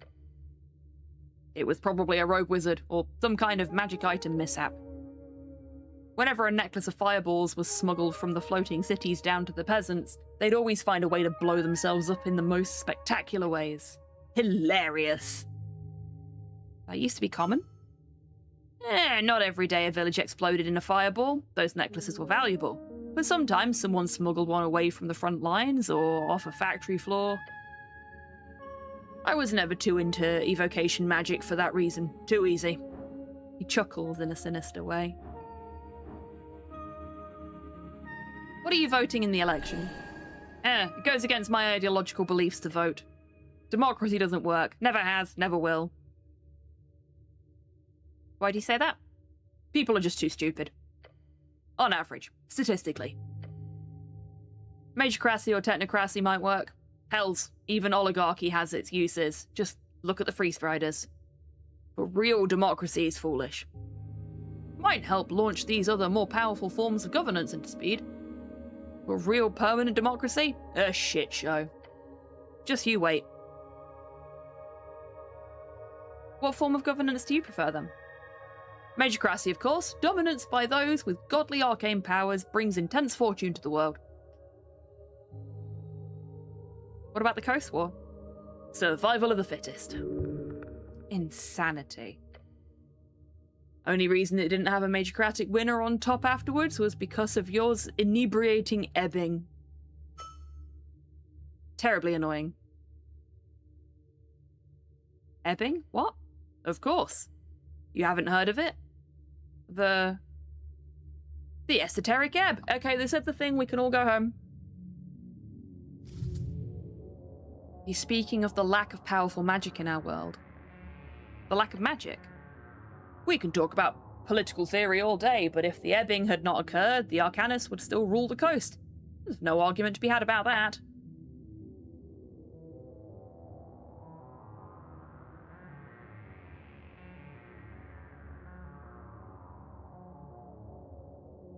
The gods would have stricken you down from your thrones in the end, you know it. The skull lets out a surprisingly hearty laugh. We'll see, once the tide turns. Sure, sure. There is a deep question here. This demi-lich holds much knowledge despite his mad nature. Ask him, what is ebb, truly? Some ask if this magical fading could have caused Earth's end. It's not considered very acceptable to inquire such things, but it is a fair question. I have to ask, what do you think the ebb really is? The demi-lich swirls around in the air before landing down on the altar. I say the same thing most rational arcanists said, back when it was first discovered. Yor is alive. He is haunting us, taking away what he gave with his strings. As a joke or a punishment or a gift, who knows? Personally, I'm furious at him, if he's indeed still here, watching us. Interesting. I'm gonna think it's interesting, internally.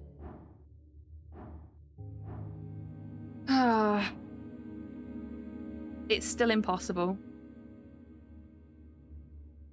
I've got advantage, but that's not enough.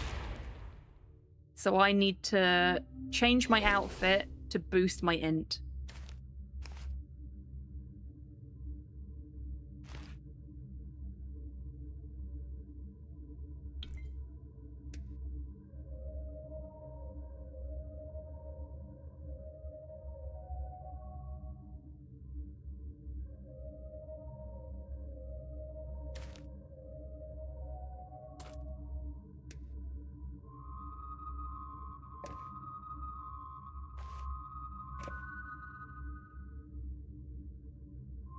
I don't seem to have a weapon that increases my int, so can't do anything there.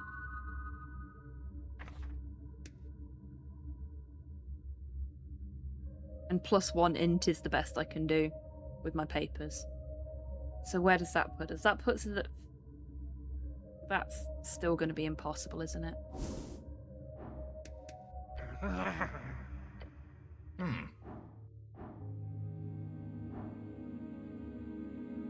It's daunting, but not impossible anymore.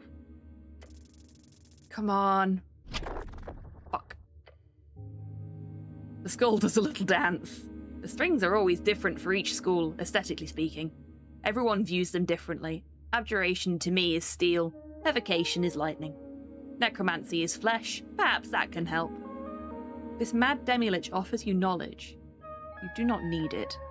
Show him. Of course you can attune to necromancy easily. You're a genius. You can attune to any magic known to man or beyond. Do you remember? Yes, I remember that course in school. Yes. All clerics underwent the undeath control class. They focus mostly on hostile destruction of undeath, not so much on the management of it. But the teacher cast an animation spell to create a zombie for you all to train on. The strings, they were pale, like death.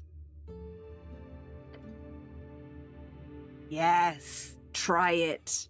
He giggles in that sort of insane, creepy way. There are many strings. Twist this one. You do so, and the string grows dark, black as night. It flies into your chest. We are screaming and convulsing. Oh gods! You fall to your knees. They are weak. They cannot help him now, Goblin. He laughs. You did something all right. Get up and groan. You tossed a ton of negative energy right into your damn heart. First time I've seen someone do that and live. Impressive. You are alive, are you? Not a zombie or something behind that thing on your head? I'm alive, I think. It's the spirit. Try again later. You'll get it eventually. Maybe you should rest first or something. He sounds worried. He should be. Don't throw yourself into doom like this. Can't you figure out something to make it easier? There we go. It is easier now, but I want to... I live in fear of rolling another nat 1.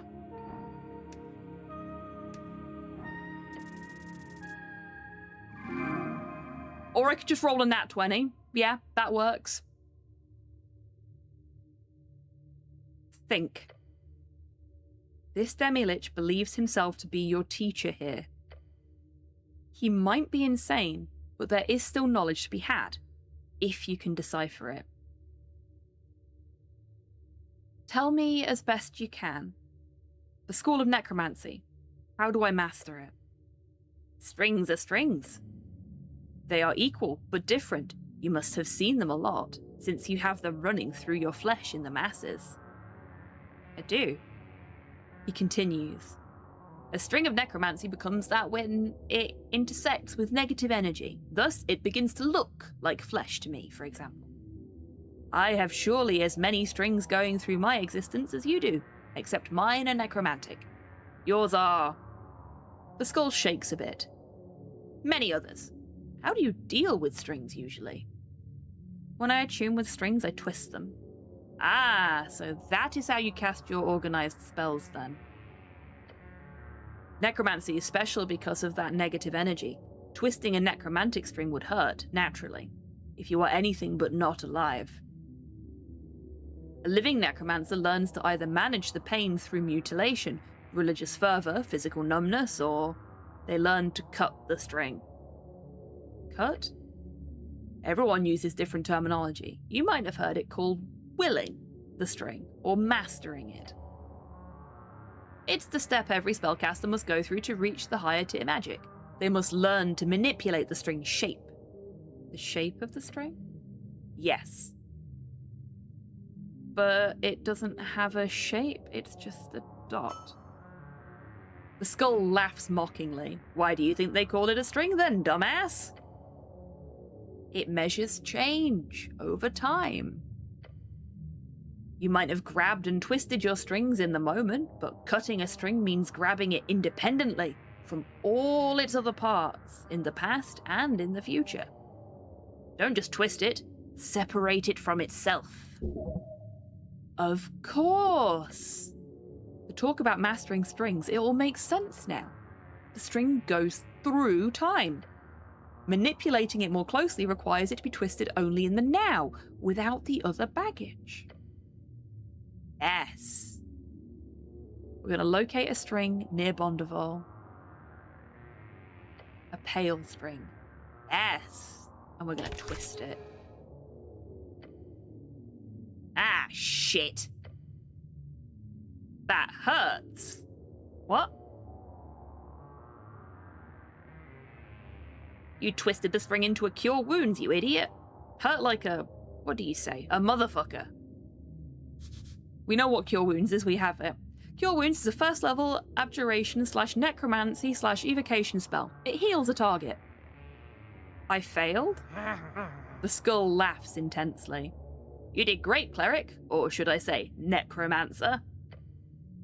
That was a cure wounds, for sure, but a necromantic cure wounds.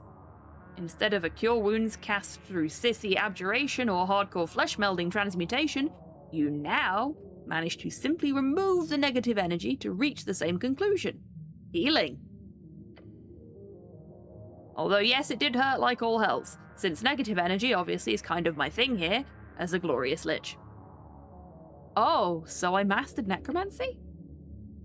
An overstatement perhaps, but you should be able to cast the spell you're looking for at least. Speak with the dead! That's what I'm talking about. That's great. It would be extremely useful for the case, obviously. The skull nods. You want a spell scroll? What's the catch? The skull widens its jaw, then it coughs up a tiny spell scroll into the altar. I'm going to grab it reluctantly. Terrible, but a spell is a spell. You've earned it, my evil apprentice. As long as you use it for selfless goals, there is no evil in such magic. Probably. Glorious. Another tier of magic unlocked. Even if it's just a 3rd level spell, this will surely lead to greater things in the future. You have any other questions? Go ahead. Speak with the dead. That's 5 questions, right? Yes, indeed. Plus, the spell does not allow the spirit to learn anything new. It just literally animates a simile of the creature. It's an extraction tool, not a way to learn information. So if a person is being targeted by Speak with Dead, then resurrects that person, will not remember the questions or answers it gives. Not one bit.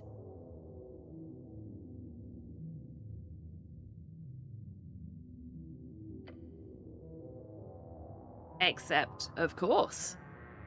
Yes, there have been recorded instances of it happening. Rare, very rare. But only for creatures entangled so heavily in the strings of yore that their spirit itself grows tendrils, so to speak. The strings of yore, also known as yore strings. If the spirit lives entirely within the strings, then it theoretically could listen in on the Speak with Dead conversation. But that's entirely based on conjecture, along with some instances I've encountered during my necromantic studies. Nothing to base a worldview on, wouldn't you say? Interesting. Indeed. Good job on this. I can see you have an extreme talent for handling strings, beyond what I've seen in many youngsters. I would love to watch you burn out on a battlefield among hags and legionnaires. The skull lets out a crazed laughter while spinning around in the air. Anything else you want? I'm going now. Goodbye, Bondival.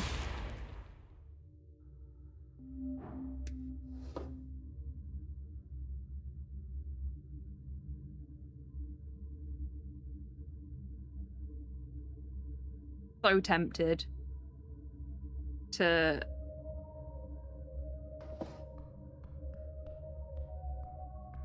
steal his eye, but I'm not going to. What I am going to do is... Oh! Your people's resting place.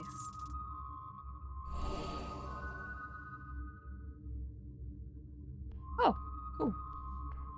Oh, I guess the cantrip's still active. Oh, that's why I'm covered in sparkles. Silly me.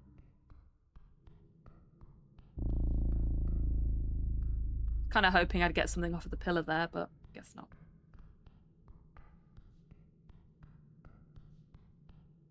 Nope, this one.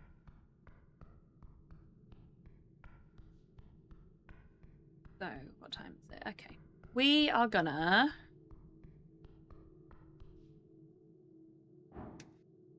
head back up to where the elf is. We're not gonna... well, actually, we're gonna go here. We're gonna... prepare some spells. Charm person, comprehend languages, cure wounds, speak with animals, speak with dead, and bark skin. Yeah. A place where death ends. Oh dear. Oh, I got 4 hit points for that. Nice.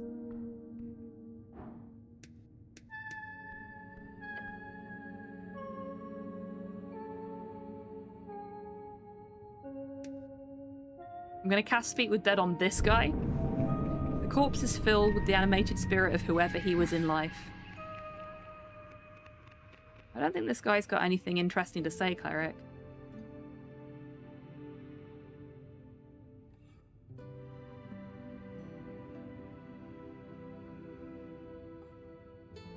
I don't know. Snell, maybe he saw something about the tea shop. I did not, the corpse whispers out. Ah, fuck. The corpse does not respond. Your companion sighs. Ask the normal questions. The man is clearly unimportant. What were you voting in the election? Party of Norvik?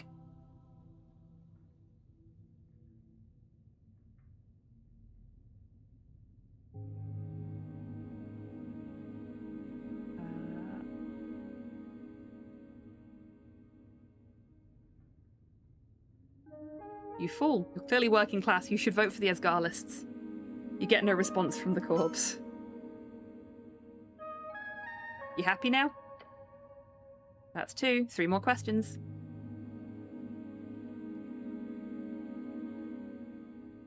Tell me everything you know about the tea shop, or what you knew. The corpse does not respond. Not a question. Sigh. Okay. What, how, when, and who do you know related to or surrounding the general topic of the tea shop, either exploding and or anything else that happened there?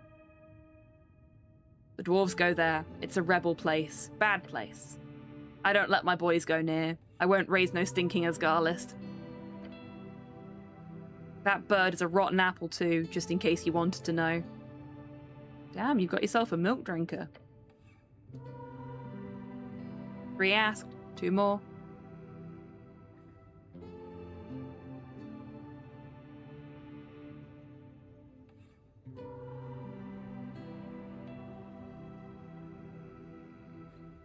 How did you die? I fell in the bathroom. Pretty common way to go, honestly. 1 question left. Make it count.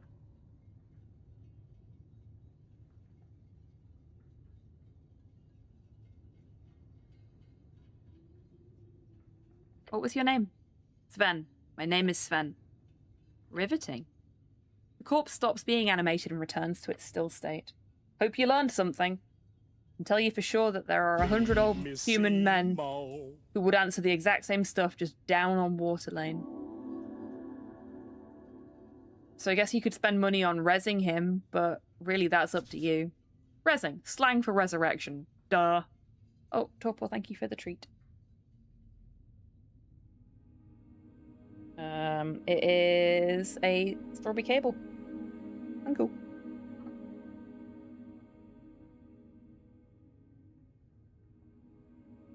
Falcon punch! Oh, we like Schnell. AKA Goblin Kim. I should stop bothering the corpse now. So we are gonna go into our inventory. Oh, we can only recover first level spell slots with that. That's fine. That was a bit of a waste. We are gonna do a short rest.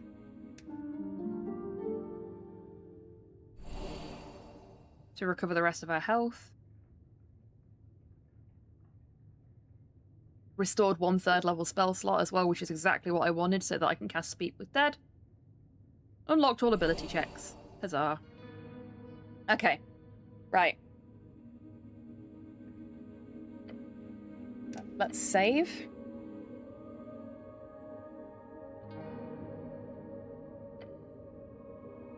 Right.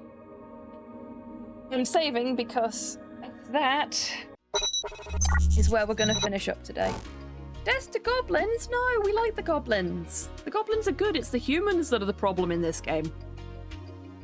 I mean, when aren't they the problem?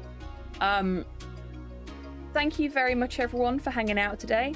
I'm really, really enjoying Esoteric Ebb, so thank you once again to Soul of Lemon for redeeming the play this request for it. Because that's quite a fair few bar tokens that you've thrown down, and every single one of them has been worth it, in my opinion. I'm really, really enjoying my time with this. So, thank you very much.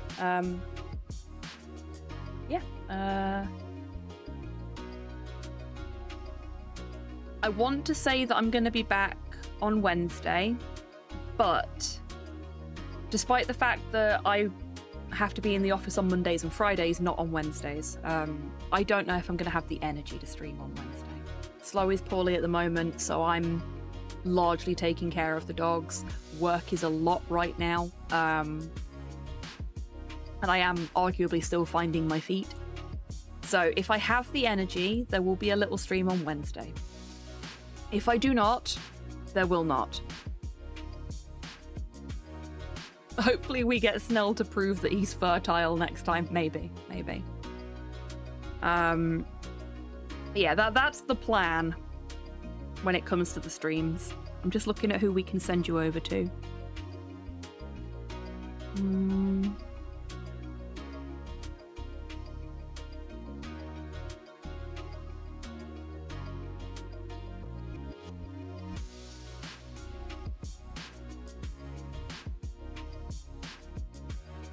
I am really struggling to pick somebody. Let's go and see False Zero.